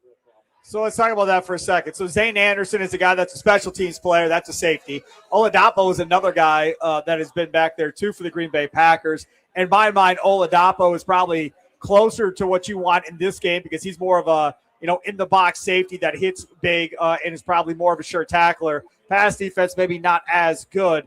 If you're Hafley, what are you looking for from that position? Because I don't want Javon Bullard back there. I know he played that position at Georgia. I get all that. But when they tried that last year, it did not go well. Well, and Javon Bullard's been such a good job at nickel slot right now. It's like, why get worse at two positions, right? You can, if you move him, you're not going to be as good with Evan Williams. Just get worse at one position. So they're probably going to have to run a lot of base defense. You're going to see a lot of Isaiah McDuffie like you did last time. I probably agree with you on Oladapo bringing him in just because he has more of a box safety. And I think they're probably comfortable playing a lot of single high safety against this football team, really trying to stop the run game. Look, as crazy as this sounds, and Caleb Williams has some really magical plays this year, and Ben Johnson's such a good schematic head coach and play designer. But Caleb Williams misses a lot of plays. Caleb Williams will give the ball away at times, at least give you the opportunity to make a play on the ball. And we've got one of the best roving safeties in the NFL in Xavier McDaniel, or Xavier McKinley, excuse me. So I think that the biggest thing you can do is stop the run on first and second down. Create this opportunity where these guys, they want to get into shock and they want to go away from under center play action. You cannot let them live in 12 and 13 where they can either hand the ball off behind that offensive line or fake it, roll out, deep play action pass, all the stuff that they want to do. You got to get them off the spot, got to get them behind the sticks. I think the only way you do that is to go with base personnel and probably bring in a banger there at strong safety. All right, Mike, well, prediction time. Who you got? You like, hey, man, I'm on the radio. I got the Packers. Easy. Hey, I'll tell you what. When I did the post game last week, I was just like, I don't know if they're going to win another game this year. I don't, because, again, Watson was on his way to the emergency room in the hospital. Jacobs didn't look like that was good. We lost Zach Tom, lost Evan Williams. I was like, they're screwed. Like, this is about a wrap. I didn't think Christian Watson would play again, but now that it looks like he's going to play, that means that offense should click a little bit. I like that as well. Let me ask you one more. If this is a shootout, who does it benefit? Oh, I think it benefits. Listen, if you just look at the rosters, the Green Bay Packers are a better football team. When you look at the Chicago Bears defense, you just look at all their stats except for like if you're a player, you look at all the stats, you go, they're not that good. They have this crazy turnover margin, but then as a football player, you go like, well, I'm not going to turn the ball over that many times. Like that stat really doesn't matter to me, right? So you respect that they have good habits and they're well coached, but just player to player, like how many people are going to win their 1v1 matchups just based on what you see from an 11v11 roster standpoint? Like, you've got to feel really good about the Green Bay Packers here. And I think on offense, we've got so many, even if Christian Watson wasn't playing and Tucker Kraft's not going to be there and Zach Tom, who's a phenomenal player, isn't going to be able to play, we still have a better offense than they do defensively, personnel-wise, to be able to match up and score, 30 points in this game. I just don't see a way, unless they have a terrible, terrible football game up front, or Jordan Love just has a terrible football game as far as turnovers go. I don't see a way they don't score 30 points in this game, and 30 points should win against the Chicago Bears. All right, Mike Wall, promo time. Go ahead, promote your podcast. Everybody knows how to find it and where to find it. Yeah, man, thanks. Black Party with Mike Wall is on the Process to Perform channel on YouTube. Also, check it out on Andy Herman's Back in Day podcast. We do 2 shows a week. Guys, thanks for having me on, man. It should be a fun game. That's going to be a lot of fun. Take care, Mike. There he is, former Packers offensive lineman Mike Wall, 68 on X, at Mike Wall 68, one of the favorites of this show, one of the favorites of the Wisconsin Sports Radio Network. And our sister station, 670 The Score, is here. And I was talking to their guy over there, Ryan. I was like, hey, man, y'all need to get this guy on your station too, talking about the Packers, because Mike Wall is so good at what he does. Take a quick time out. We got to come back. We got to get to Charlie's sounds of the day. So how's this going to work, Charlie? Is Tommy picking the sound, or did you pick the sound tell him? I picked 3 sounds. You I did. sent them to him before the show. He's got them all lined up, ready for me to go. Good. That's a beautiful thing. Hey, when the Bucks win, you win at Wendy's. After every Bucks win, stop by any participating Wisconsin Wendy's for a free small vanilla or chocolate frosted classic. No purchase necessary. This offer is only good for 24 hours after a win, so act fast. Get their free small frosty classic at Wendy's. When do you think they'll win another game, Tommy? When Tommy Wirtz, do you think the Bucks win another game?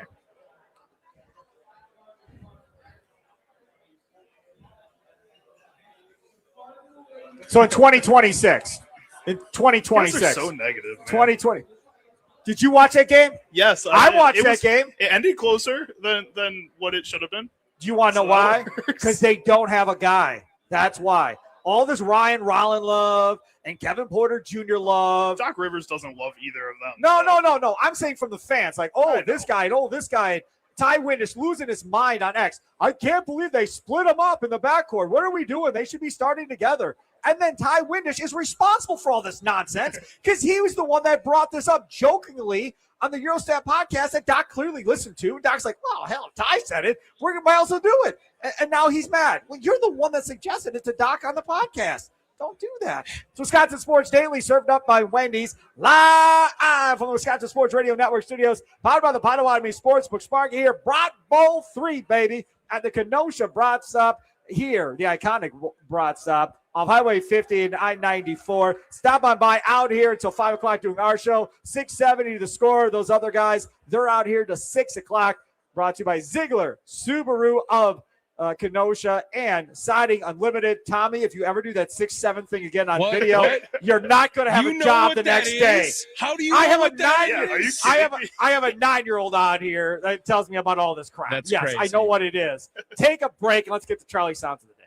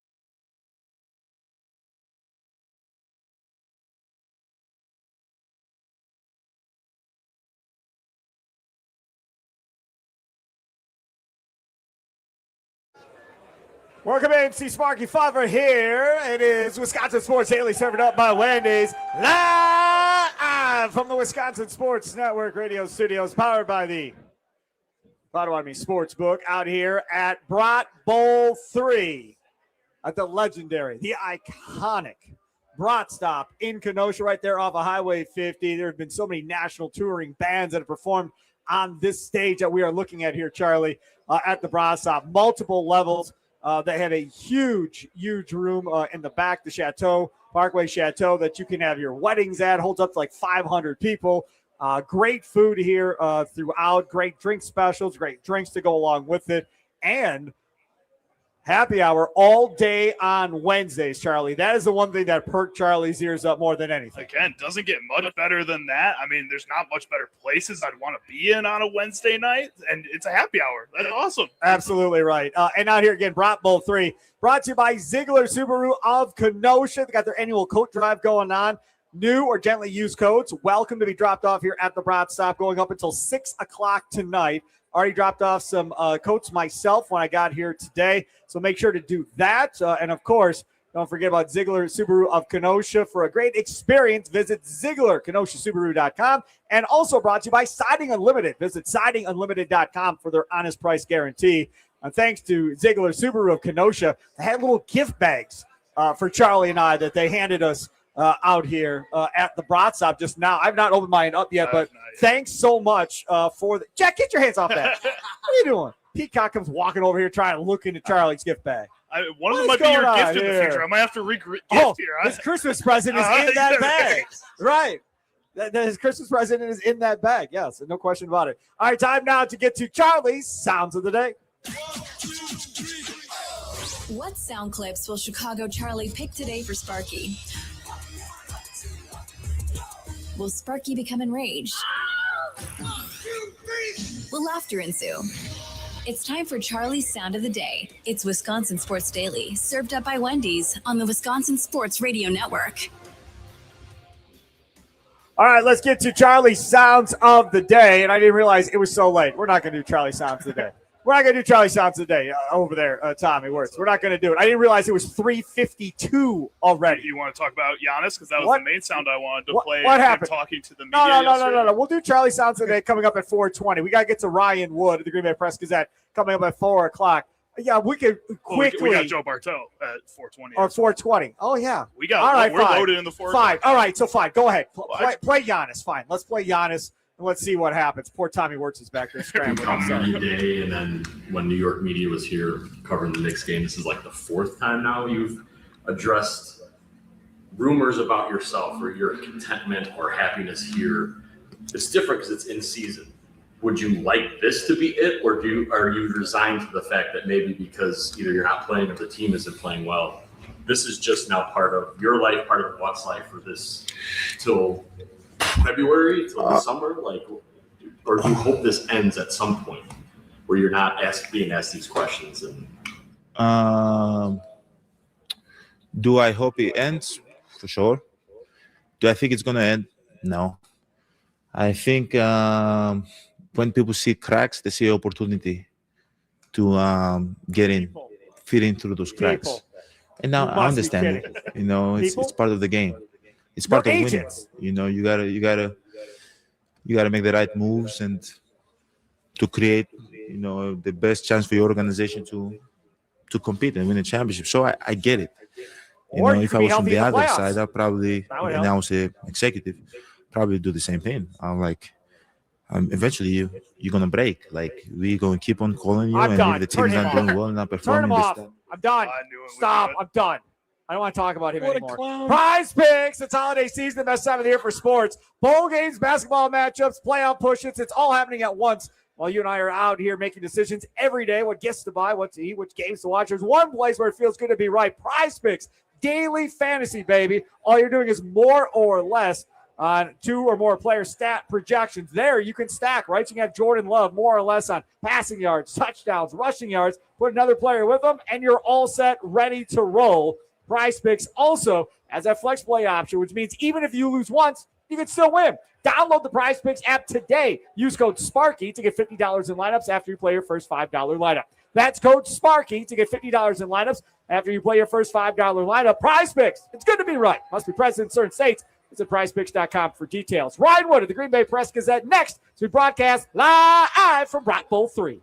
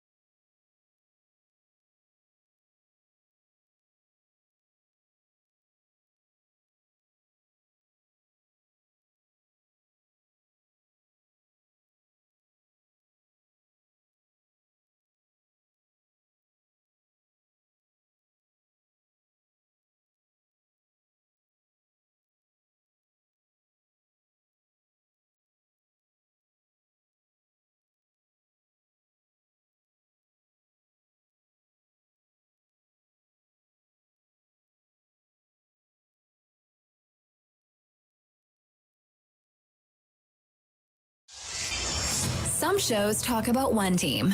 Other shows barely talk sports. This show will talk Packers, Brewers, and Bucks every day. Every day. It's Wisconsin Sports Daily with Steve Sparky Pfeiffer, served up by Wendy's on the Wisconsin Sports Radio Network. Download the Wendy's app today.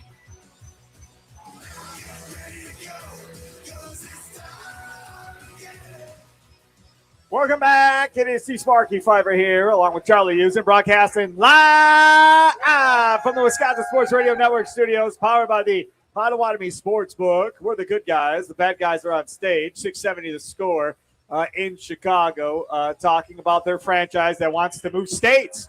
They want to move to Indiana and play in Gary, Indiana. Why would anybody want to go to Gary, Indiana? Not even just for football, just to visit in general. Like, why in the world would anybody want to do that? It just doesn't make any sense to me. That makes no sense. What'd you say? No, I can't say that on the radio. But anyway, when we start here, we talk about this Packers and Bears game coming up, and we're out here at Brat Bowl 3. 670 The Score is here. We're here with the Wisconsin Sports Radio Network, and it's awesome. Sigler Subaru, a Kenosha sponsor, which is great. They got a coat drive going on. Come on out here, drop us new or gently used coats up until 6 o'clock tonight at the Brat Stop, the legendary, the iconic Brat Stop, until 6 o'clock this evening off Highway 50 and I-94. And, of course, Siding Unlimited. Check them out at sidingunlimited.com. So thanks to them for helping us put this on as we're in the last hour of our portion here for Wisconsin Sports Radio Network. Joining us now, he is the Packers beat writer for the Green Bay Press-Gazette. Follow him on X at by Ryan Wood. You can tell Charlie is not producing because we have the mean-looking mug of Ryan Wood on X now versus just having the young, good-looking Ryan Wood. Now we have the old, bitter-looking Ryan Wood on X. This is what happens when you don't do video on this show. I apologize, Ryan Wood. I apologize. It's about time that someone over there gets some journalistic integrity and actually puts up how I look like now. Thank you very much. I appreciate it. You're welcome, Ryan. Who doesn't want to look like their younger self? I never have to deal with this. Wait, hold on a second. This doesn't make you look better. Like, Charlie had you looking suave. Like, you were going to be on, South Beach or something, going out to party. Now you look like somebody, like you're yelling at people to get off your lawn. Hey, I'm a journalist. If I was into looking good, I would have picked a different profession, okay? I just wear it. This is what I got. This is who I am. I get it. I can relate. That's why I work in radio and not in TV. I completely understand how that works, Ryan Wood. Follow him on X at by Ryan Wood. Joins us here on the guest hotline, powered by Gruber Law. One call, that's all. Myself, Charlie Usen will be a part of this interview as well. So he's out here at Brat Bowl 3 with me as Tommy Wirtz is producing. All right, so give me this. Who do we think we're pretty sure is not going to play in this game coming up tomorrow night? Micah Parsons. No, I'm sorry. Too soon. That's not the right time for that. It's 10 guys questionable on this injury report. I have no idea. Flip a coin. It's an absurdly long, lengthy injury. The guy that seems really important this week that might not get a lot of talked about, and Christian Watson's obvious. He needs to play. Like he is the explosive element of their offense. Evan Williams, if he can get on the field this week, that would be huge because we've seen it for several games now. You want to talk about a safety crashing down hard on run support? That's Evan Williams' game. He's been exceptional at it. And this week against that rushing offense, you really would like to have that Evan Williams. So I don't know if he can play or not. I'm not. Ryan, so who plays safety then if it's not Evan Williams? We were talking about this earlier with Mike Wall when he joined us. As far as, is it Oladapo? He's more of a box safety. Zane Anderson feels to me was more of a, drop back into coverage type safety. Javon Bullard is a former safety, but that didn't go well last year when they moved him out of nickel slot. So how do you think this plays out if there is no Evan Williams? My guess would be Javon Bullard goes back to safety and Nate Hobbs goes to nickel. God. That would be my – I don't think that's the worst Absolute for this matchup, and here's why. Really? Nate Hobbs, the thing that he does well is physicality from the slot position. He could get lost in coverage. We've seen it this season. But compare him to Carrington Valentine at corner. My goodness, do they need someone that can tackle? And that's what Nate Hobbs does well. Nate Hobbs, you put him in that slot position. He can provide physicality and tackle run support, which is what you need against this offense. And then Javon Bullard back. It hurts. And look, Javon Bullard has been a revelation as a nickel corner this year. You could not ask for more than what he's given from that position. But for this week, you need all the physical dudes you can get. That would mean Nate Hobbs at slot and keeping Javon Bullard on the field at safety. I hate it. I tell you right now, you mark my words. Tomorrow night, we're doing Green Bay Football postgame show. This dude here, Ryan Wood, will be on the show. I swear to you, if we're talking about Javon Bullard blowing coverages and being the reason why they lose this game, I'm not going to say I told you so once. I'm going to say it 5 or 6 times over and over again, Charlie. You heard me say Evan Williams playing this week is a big friggin' deal, right? Well, I didn't think they would play Javon Bullard back there, for God's sakes. I mean, do they just not like Oladapo? Like, what's the deal? Like, does he not know where he's supposed to be on the field? Because coming out, he was a decent prospect. It's not like they're going to have Javon Bullard play the post safety and just drop him deep. That's going to be Xavier McKinney's job. This game plan calls for physicality and run support. That's why you go it that way. But Evan Williams is the best they have at that. They need Evan Williams to be on the field. So somebody else that could potentially be on the field, at least in a limited number of snaps, we heard earlier today, is Brenton Cox Jr. What does he mean to that defensive front, even if it is a limited number of play that he gets out there? You know, Brenton Cox Jr. isn't a big sack guy, but he had 4 down the stretch last season. You guys remember his first one? Where? Who it was against? Chicago. And it was unblocked, and Caleb Williams rolled right into him. But his first career sack was in Chicago at Soldier Field against Caleb Williams. Yeah, being unblocked helps, but he was in the right position, right? And it wasn't his only one. He flashed some pass rush potential down the stretch last season. Nobody in the world is going to forget Micah Parsons is not on the field. No one's going to confuse Brenton Cox Jr. for Micah Parsons.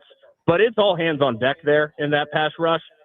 That's a good guy to get back. I mean, he can give you something, and it's going to be about the collective, certainly about the linebackers, Edgerrin Cooper and Quay Walker, providing more blitzes and pressures from the second level.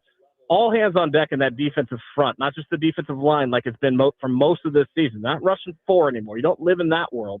It's going to be all hands on deck in the collective, and he's part of that. Are you sure? Are you sure about that? That they're not only just going to rush 4 and play everybody back and not try to come up with exotic blitz packages? Are we sure about that? Because in my world, I feel like there's a very good chance that Hafley says, to hell with it. I'm not going to let Caleb Williams beat me with his legs. Let's see if they can maneuver it down the field. I'm going to bring some run blitzes maybe, and we're not going to let them run the football, but I'm not going to be overly aggressive on getting after the quarterback. You know, my biggest question is how much do they use a QB spy with an Edgerrin Cooper or Quay Walker this week? It's going to be – you remember Brazil last year, the opener against the Eagles, how they rushed Jalen Hurts? It was all contained in the pocket, contained rush, not exactly trying to get him off the spot, just keep him in the pocket. That's going to be the plan against Caleb Williams. It's going to be contained rush, but then do they go the extra step and leave a spy on the field? Because by no means – no matter what happens, can you let Caleb Williams get out of the pocket? That is the number one thing. He is erratic in the pocket, and he will kill you on extended plays. Agreed.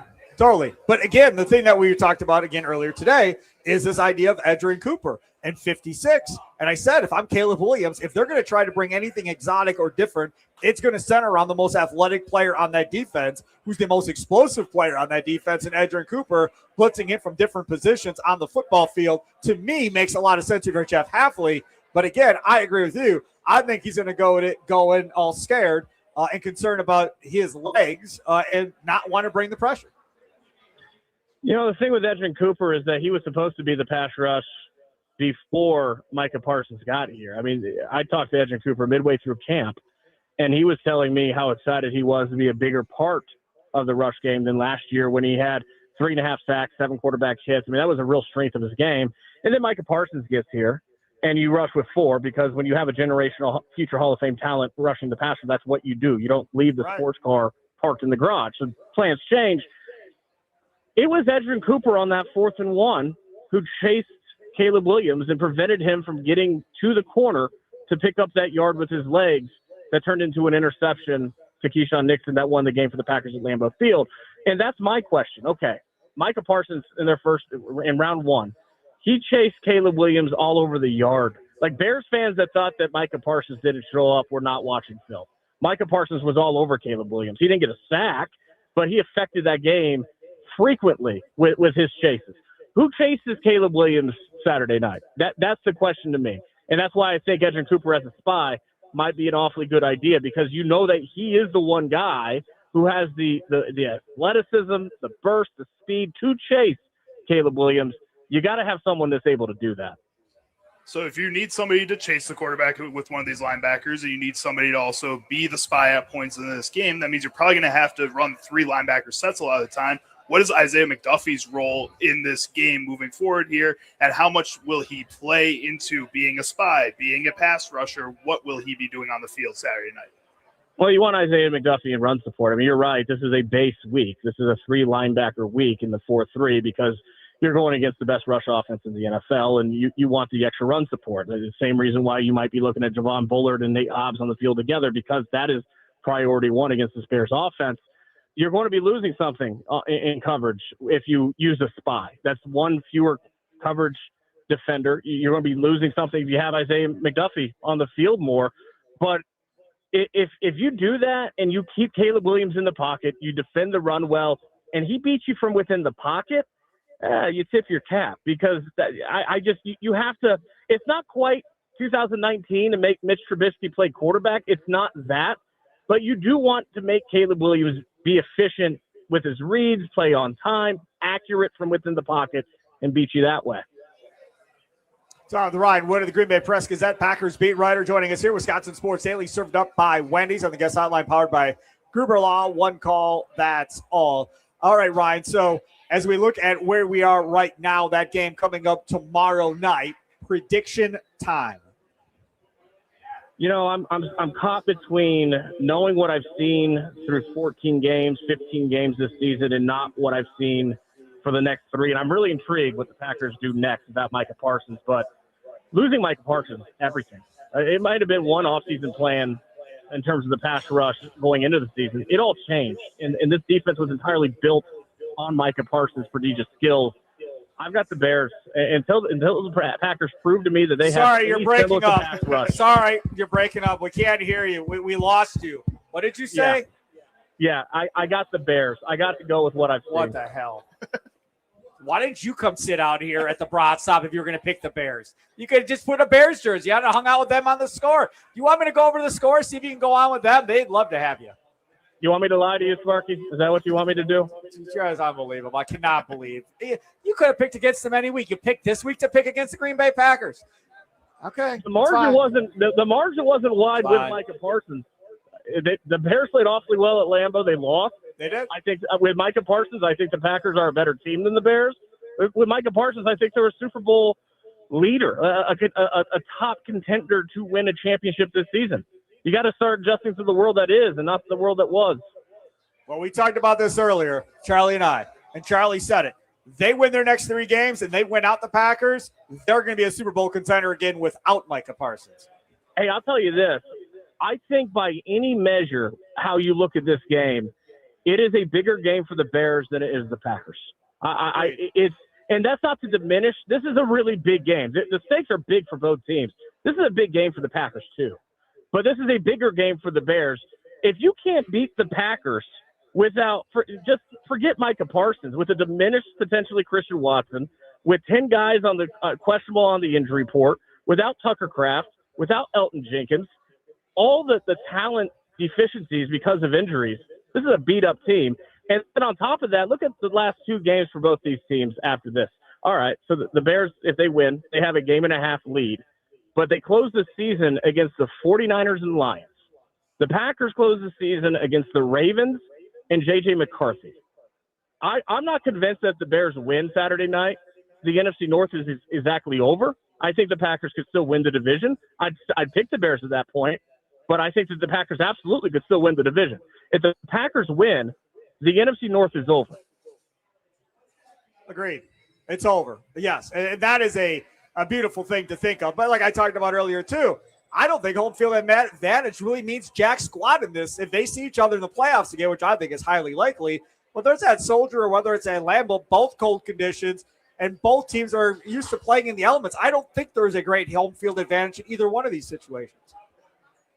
No, they're used to it. I'll tell you this: there's going to be more Bears fans at Soldier Field than we've seen in many, many, many years, because it's a different reality for this Bears team now. They're actually contenders. They put themselves in that position. They've given Chicago fans who have been dormant for a long time, understandably so, reason to believe it's going to be. I expect a raucous Bears heavy crowd at Soldier Field, which I don't know if I've ever quite seen that in 12 seasons on the beat. With that said, this is a game the Packers can win if Jordan Love just pops off. The first thing they have to do is take care of the football. If they play clean and turn this into a shootout, they have a chance because Jordan Love is playing at that level. But if they start turning the ball over, it could get ugly. There he is, Ryan Wood. Follow him on X. Tell him how much disappointed you really are in him for picking the Bears to win this game. @by Ryan Wood. I'll say it again. Tell him how disappointed you are. @by Ryan Wood on X. And then tomorrow night after the Packers win, you can then message Ryan Wood some more when we have him on the show. And I will be very excited to throw it back in his face. And I pray to God we're not talking about Javon Bullard tomorrow night. Ryan, enjoy the rest of your night. We'll talk to you tomorrow. Hey, Sparky, I always appreciate the love and support you show me. Thank you, Sparky. Baseball season will be here before you know it, Ryan. No, don't remind me of that. That's awful. No. It's the holidays. I want to be gleeful and cheer. Like, why are we talking about baseball? Wait a second. Are you driving from Green Bay to Chicago? As soon as I hopped on with you, the car hit the road. Heading down there now. Oh, well, good. Then why don't you just stop over at the house and I'll show you the Christmas trees and all that stuff on your way. How many are we talking? Are we getting into the 20s yet? No, we're at 13 or 14, something like that. Way more tame. Something like that. For you, egregious for anyone else. I'm just saying, if you're in the area, or Monday when you're coming back, or whenever you decide, or Sunday when you're coming back, I'll be home. So just let me know, man. I'll give you a tour. All right. Sounds good, man. Take care.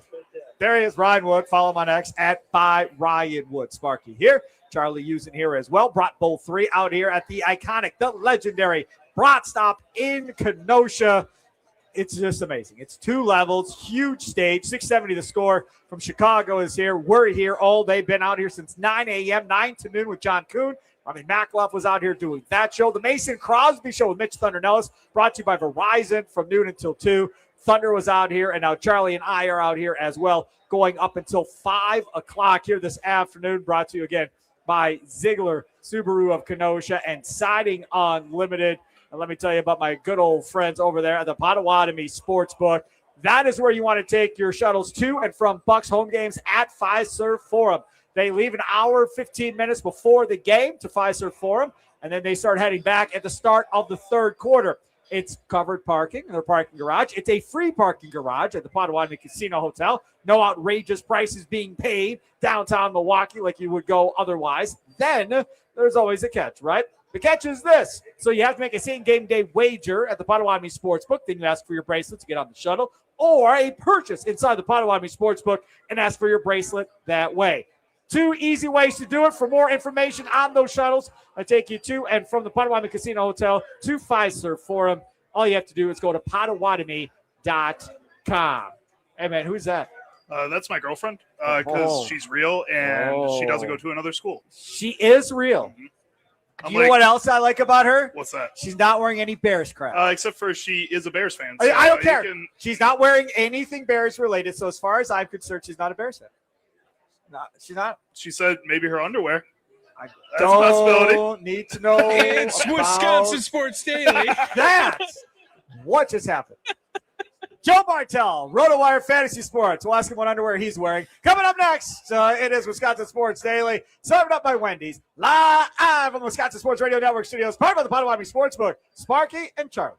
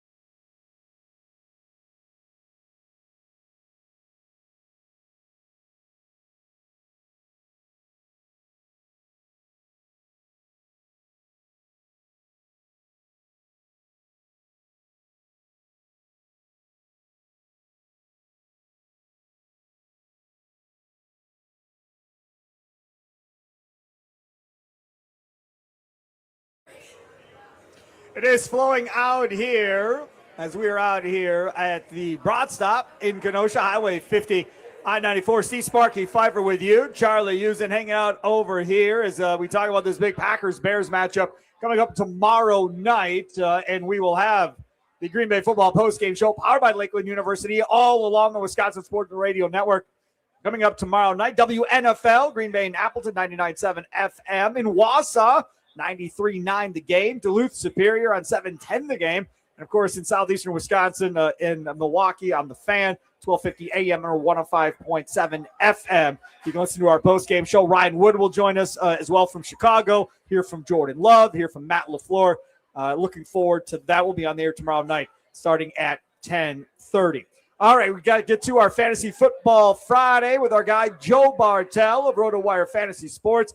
Follow him on X at JB Fantasy Sports. If you have questions for him, feel free to get him in. Nicolay Law Talking text line 414-677-1250, 414-677-1250. Joe Bartel, something different today. Charlie Usen hanging out with us out here at the Brat stop, so he'll be involved in this as well. And with that, I'll let Charlie start this interview, his first fantasy football question of the day. All right, Joe. I am in the fantasy championship of the league where my girlfriend drafted the team. So it's been Well, then take off your headset. Let her do the question. No, I've been running the team. Let her do the She's segment. general manager. I'm head coach. We figured out this dynamic really well here.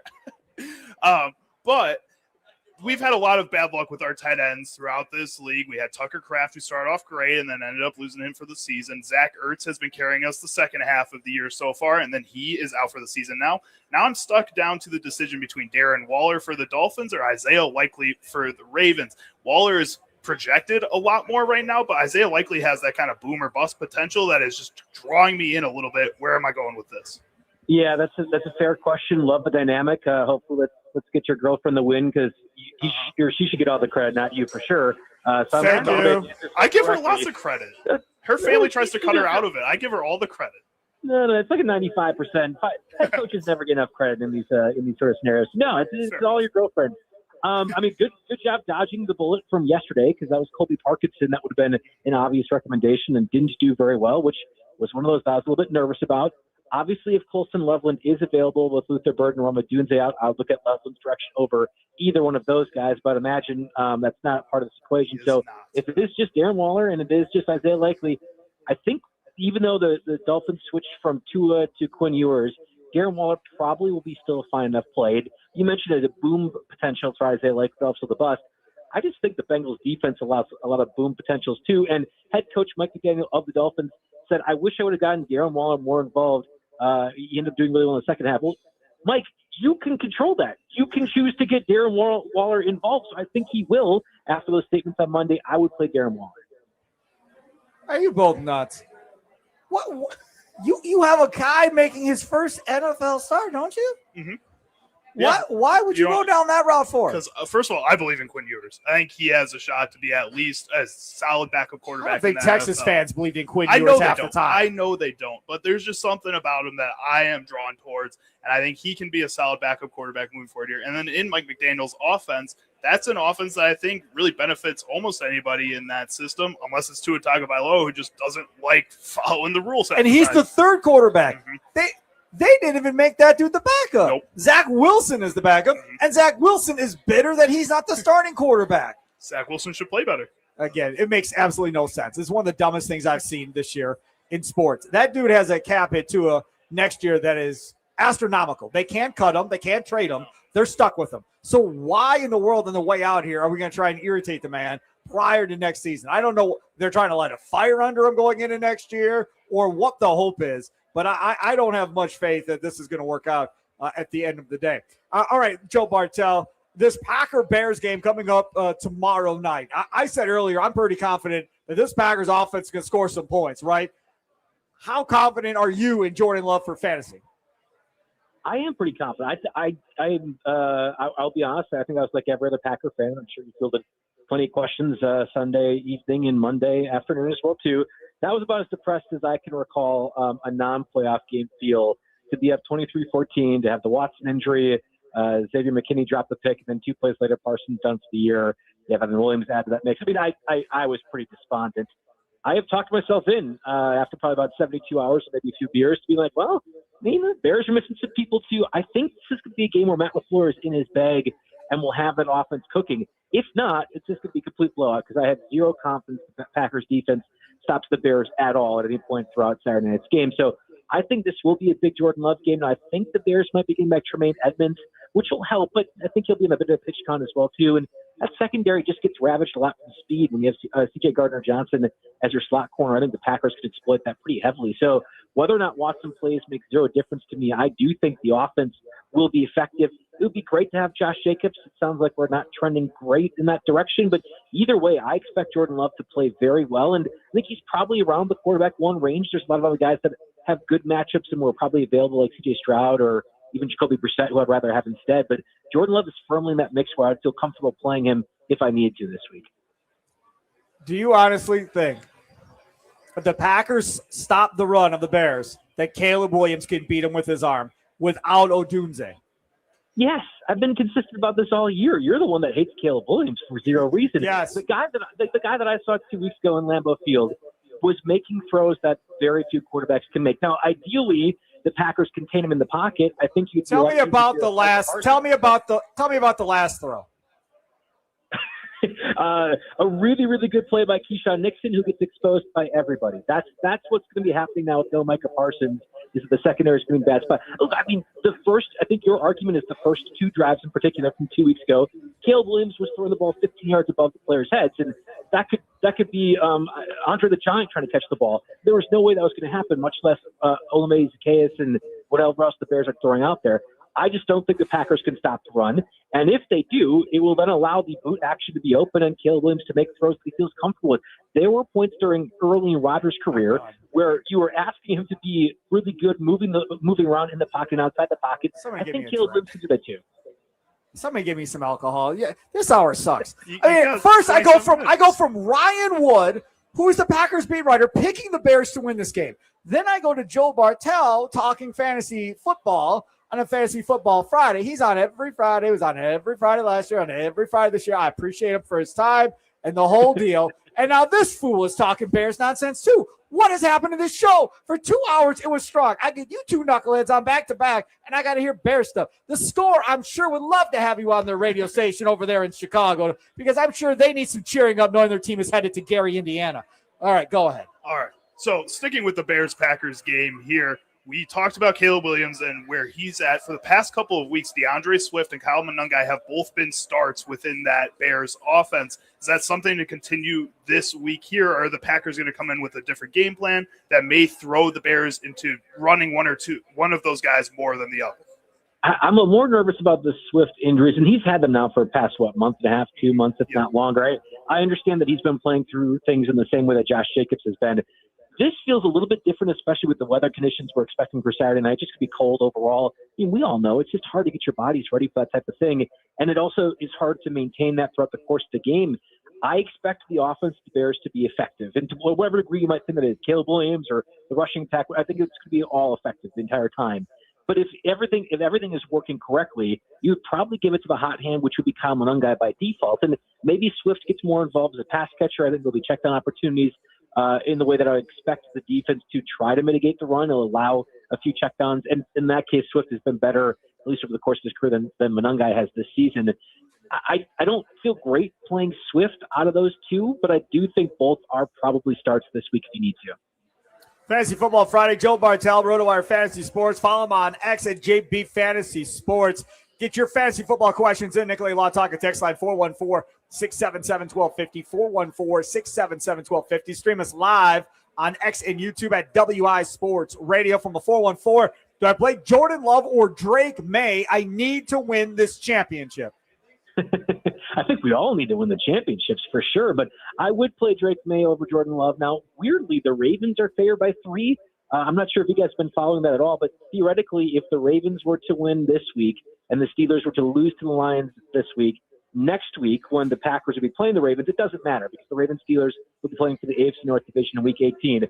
I kind of interested in that, but I don't know why the Ravens are favored over the Patriots, who outside of last week, have played really well. So I expect Drake May to be just fine. The Baltimore secondary has been uneven. They got better really after their early season bye with all the guys returning. But that defense has fallen apart a little bit as of late. I think Drake May is still the play I'd have over Jordan Love. Looking at my other team, where I still have tight end issues, not as big of issues. It's just a question. Did you draft this team? Is this your other girlfriend's team? No. This is my team. Your team. How good is this team? This team is better than my other team. This is in Jack's league over there. Oh, you said there was nobody good in that league. This doesn't count. I'm good. I got 73 points already off of one game. Thank you very much. Come on, Tommy. Give me a break. Go ahead. But I have Travis Kelce in this league with Patrick Mahomes going down with that ACL injury and now having to play with Gardner Minshew at that quarterback position. Is that better or worse for a Travis Kelce for the owners of him at tight end? It can't be better, but I don't know how worse it really is. So just outlining this matchup here against the Titans, if the Chiefs decide to phone it in because they have been in the AFC Championship 6 straight years, whatever it is, these guys have been playing long in the postseason. I don't blame any of them. But let's just pretend like that won't be a part of this. Now, they did rule out a bunch of people, most notably Rashee Rice, who had concussion symptoms on Wednesday, won't play this week. I don't know where the volume pass catcher comes from that Chiefs offense, but I do know they can't run the ball against that Titans defense. The Chiefs don't want to run the ball. The Titans' run defense is actually pretty good. So you'll have to kind of by extension have short passes be a part of that offense. Maybe Kelce will be motivated for some legacy things, or maybe he'll be entirely checked out. I don't know. I don't blame him in either direction. But you look at what Gardner Minshew when he came in from Mahomes with that final series, I think 2 of the 3 throws that Minshew had were to Kelce, including that interception at the very end of the game. I think Kelce's fine enough. I would feel much more comfortable with him than a lot of other tight ends just because I think there will be volume, more so because the Chiefs can't do anything else but pass the ball this week. Joe Bartel, thank you so much. I'm not going to ask you a prediction because I already know where that's headed. Thank you so much. We'll do this again next Friday. How can people find you on Sirius XM Radio, Joe Bartel? Yeah, Channel 87. Tomorrow will be on from 5 to 7 p.m. Central. We'll be leading you right up to the Packer game, and hopefully a lot of good things. Hopefully, we'll have to see. I'm optimistic a little bit. It's all right. Do you take calls on that show? You bet I do, yes. Good. Everybody call in and tell Joe Bartel he's a horrible Packer fan. Like, just flood the phone lines tomorrow night on Sirius XM and just get after Joe Bartel. I would love that. That would be great. I'd love the audience to participate. Please come on in and listen to the show. There he is, Joe Bartel. Check him out tomorrow night, Sirius XM. Thank you, sir. All right. Thank you, guys. There he is, Joe Bartel on X. Follow him at JB Fantasy Sports, or tell him and Ryan Wood simultaneously. Just tweet at both of them and say you're horrible Packer fans. Ryan will tell you he's not a Packer fan, and then you can come back with, well, that may be, but the Mets still suck. And then you're fine. I'm Ryan Wood as well. They joined us on the sideline, powered by Gruber Law. One call, that's all. I love both those dudes. I love giving them both hard times. But it does hurt my heart anytime somebody picks the Bears to beat the Packers in any situation. It does. It hurt. I get it.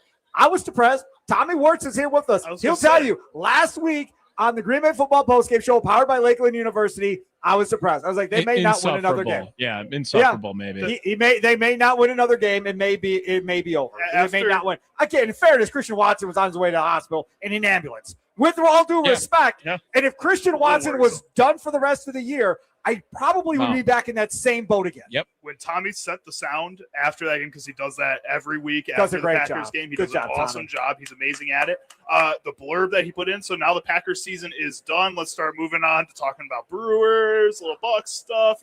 I put a summary of how I thought about the Brewers trade because, yes, I did think everything was over. So I think it's fair for other Packers fans to still have a little bit of concern for this game, Sparky. Yeah. Okay. Let's talk a little bit about something that makes me smile, and that is Wendy's and those chicken tenders. Wendy's trying to make something more juicy, more crispy, and more dippable. New chicken tenders are here. Some may call them tendies, and yes, I do. It's fun to say and even more fun to eat. And Wendy's new chicken tendies come with a beautiful new sauce lineup. New Wendy's signature. Our guy Peacock over there, he turned us on to the signature sauce. Man, it's so good. New sweet chili or new scorching hot, or choose the classics, honey barbecue, creamy ranch, or honey mustard. Whatever you choose, they're the perfect vessel to dip all your tendies in. Wendy's new chicken tendies are so juicy, crispy, and dippable. You'll remember them forever. Gotta have tendies. It's gotta be Wendy's. We are here at the Brat Stop, the world famous Brat Stop in Kenosha off Highway 50 and I-94. Brought to you by Ziegler Subaru of Kenosha. For a great experience, visit ZieglerKenoshaSubaru.com and by Siding Unlimited. Visit SidingUnlimited.com for their honest price guarantee. We're here to 5 o'clock, 670 The Score. The bad guys from Chicago, they're out here until 6 o'clock. So come on out, hang out with us. They're doing a coat drive as well, new or gently used coats. Would love as many donated as possible if we could get that done. Coming up next, Follow the Money with Austin Herdina. He better not pick the Bears. I swear to you, if he picks the Bears, I'm going to lose my mind. On the Potawatomi Sportsbook next. It's Wisconsin Sports Daily, served up by Wendy's, live from the Wisconsin Sports Radio Network studios, powered by the Potawatomi Sportsbook. Sparky here.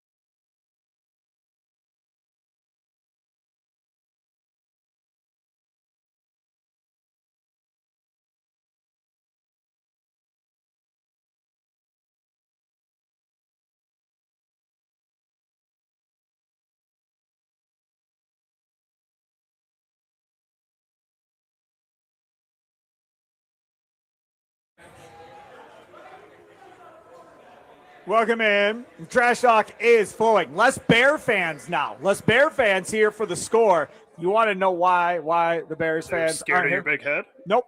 Oh, no. Layla Rahimi left, and they left. That's what happened. That's what happened. Same thing happened last year. And listen to me. I like Spiegel and Holmes, man. I love Lawrence Holmes. I've loved Lawrence Holmes for a long time, right? Mhm. She left. They all got mad. We're out. No more Layla Rahimi to look at. We're out.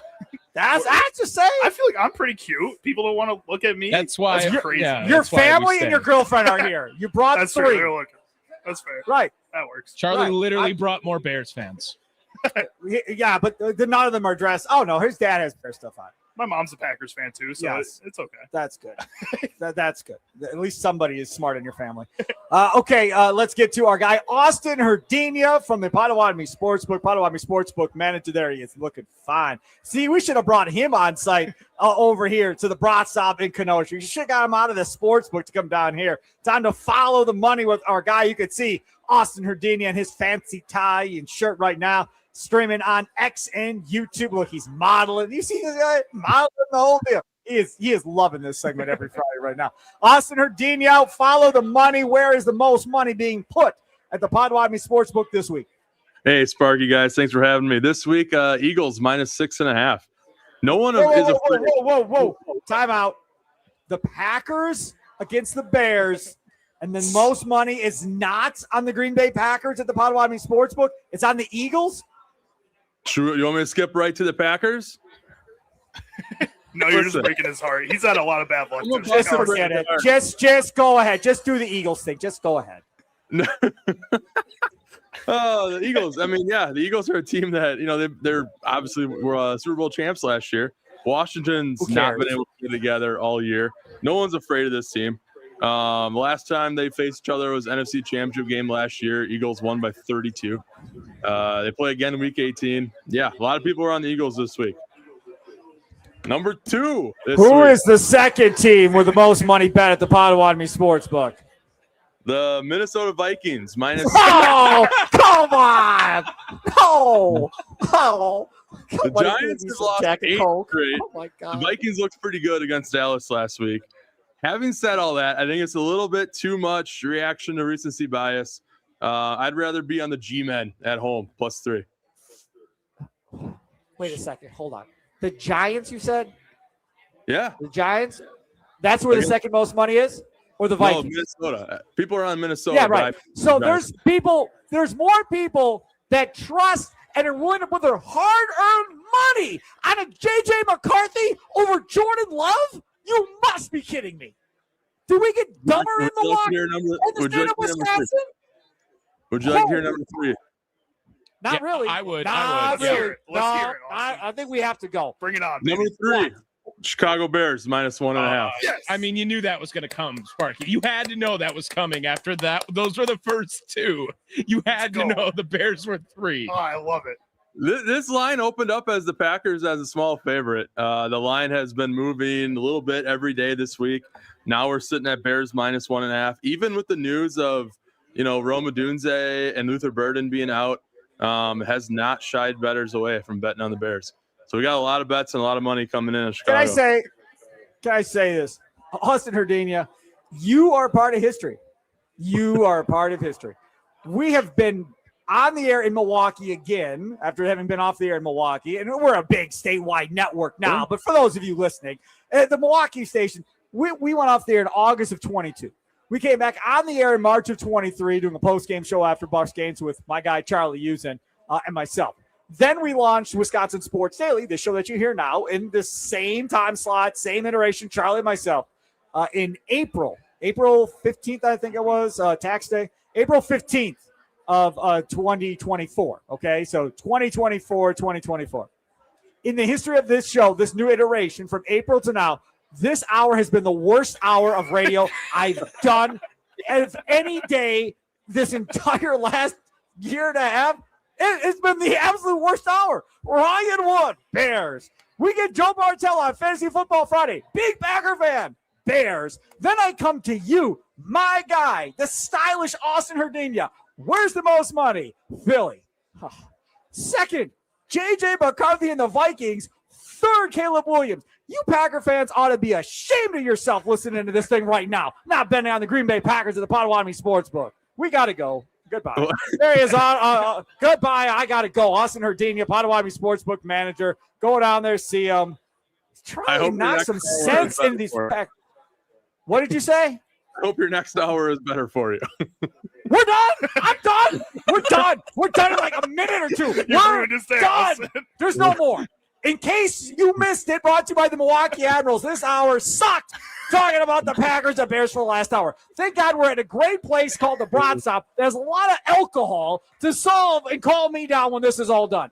And when the Packers win, I'm having you on Monday. I'm having Bartell on Monday. And I'm having Ryan Wood on Monday. I don't care if Ryan Wood's on another show on this station. Every one of them are all coming back on this show to make my life better on Monday. Hey, what a horrible way to end this show. Busy counting money. Why is he still on? Tommy, get rid of him. I asked you to get rid of him. He's still talking. Counting money. He gave you a positive at the end. We're done. It's over. Bravo 3 in the books. Thank goodness. What a horrible last hour to end this on. First 2 hours were so good. I think it's on. No, I had a lot of fun. Done. That's it. It's all. Bravo 3 in the books. Ziegler Subaru of Kenosha. Thank you so much for being a sponsor for this. Thank you so much. My kid's over there laughing at me too. Y'all just suck. That's your fault. Also, yeah, right. Siding Unlimited. Thanks for being a part of this too. Packers are going to win this football game by 10 points. And then you all are going to call them and apologize to me tomorrow night in the Green Bay Football Postgame Show with Tommy Wirtz and myself, powered by Lakeland University, and on Monday as well. Charlie, what's your pick? Bears by 3, 27-24. He will apologize to me on Monday as well. That'll do it for Wisconsin Sports Daily, served up by Wendy's, live from the Wisconsin Sports Radio Network studios, powered by the Potawatomi Sportsbook. Enjoy your weekend. Toodles.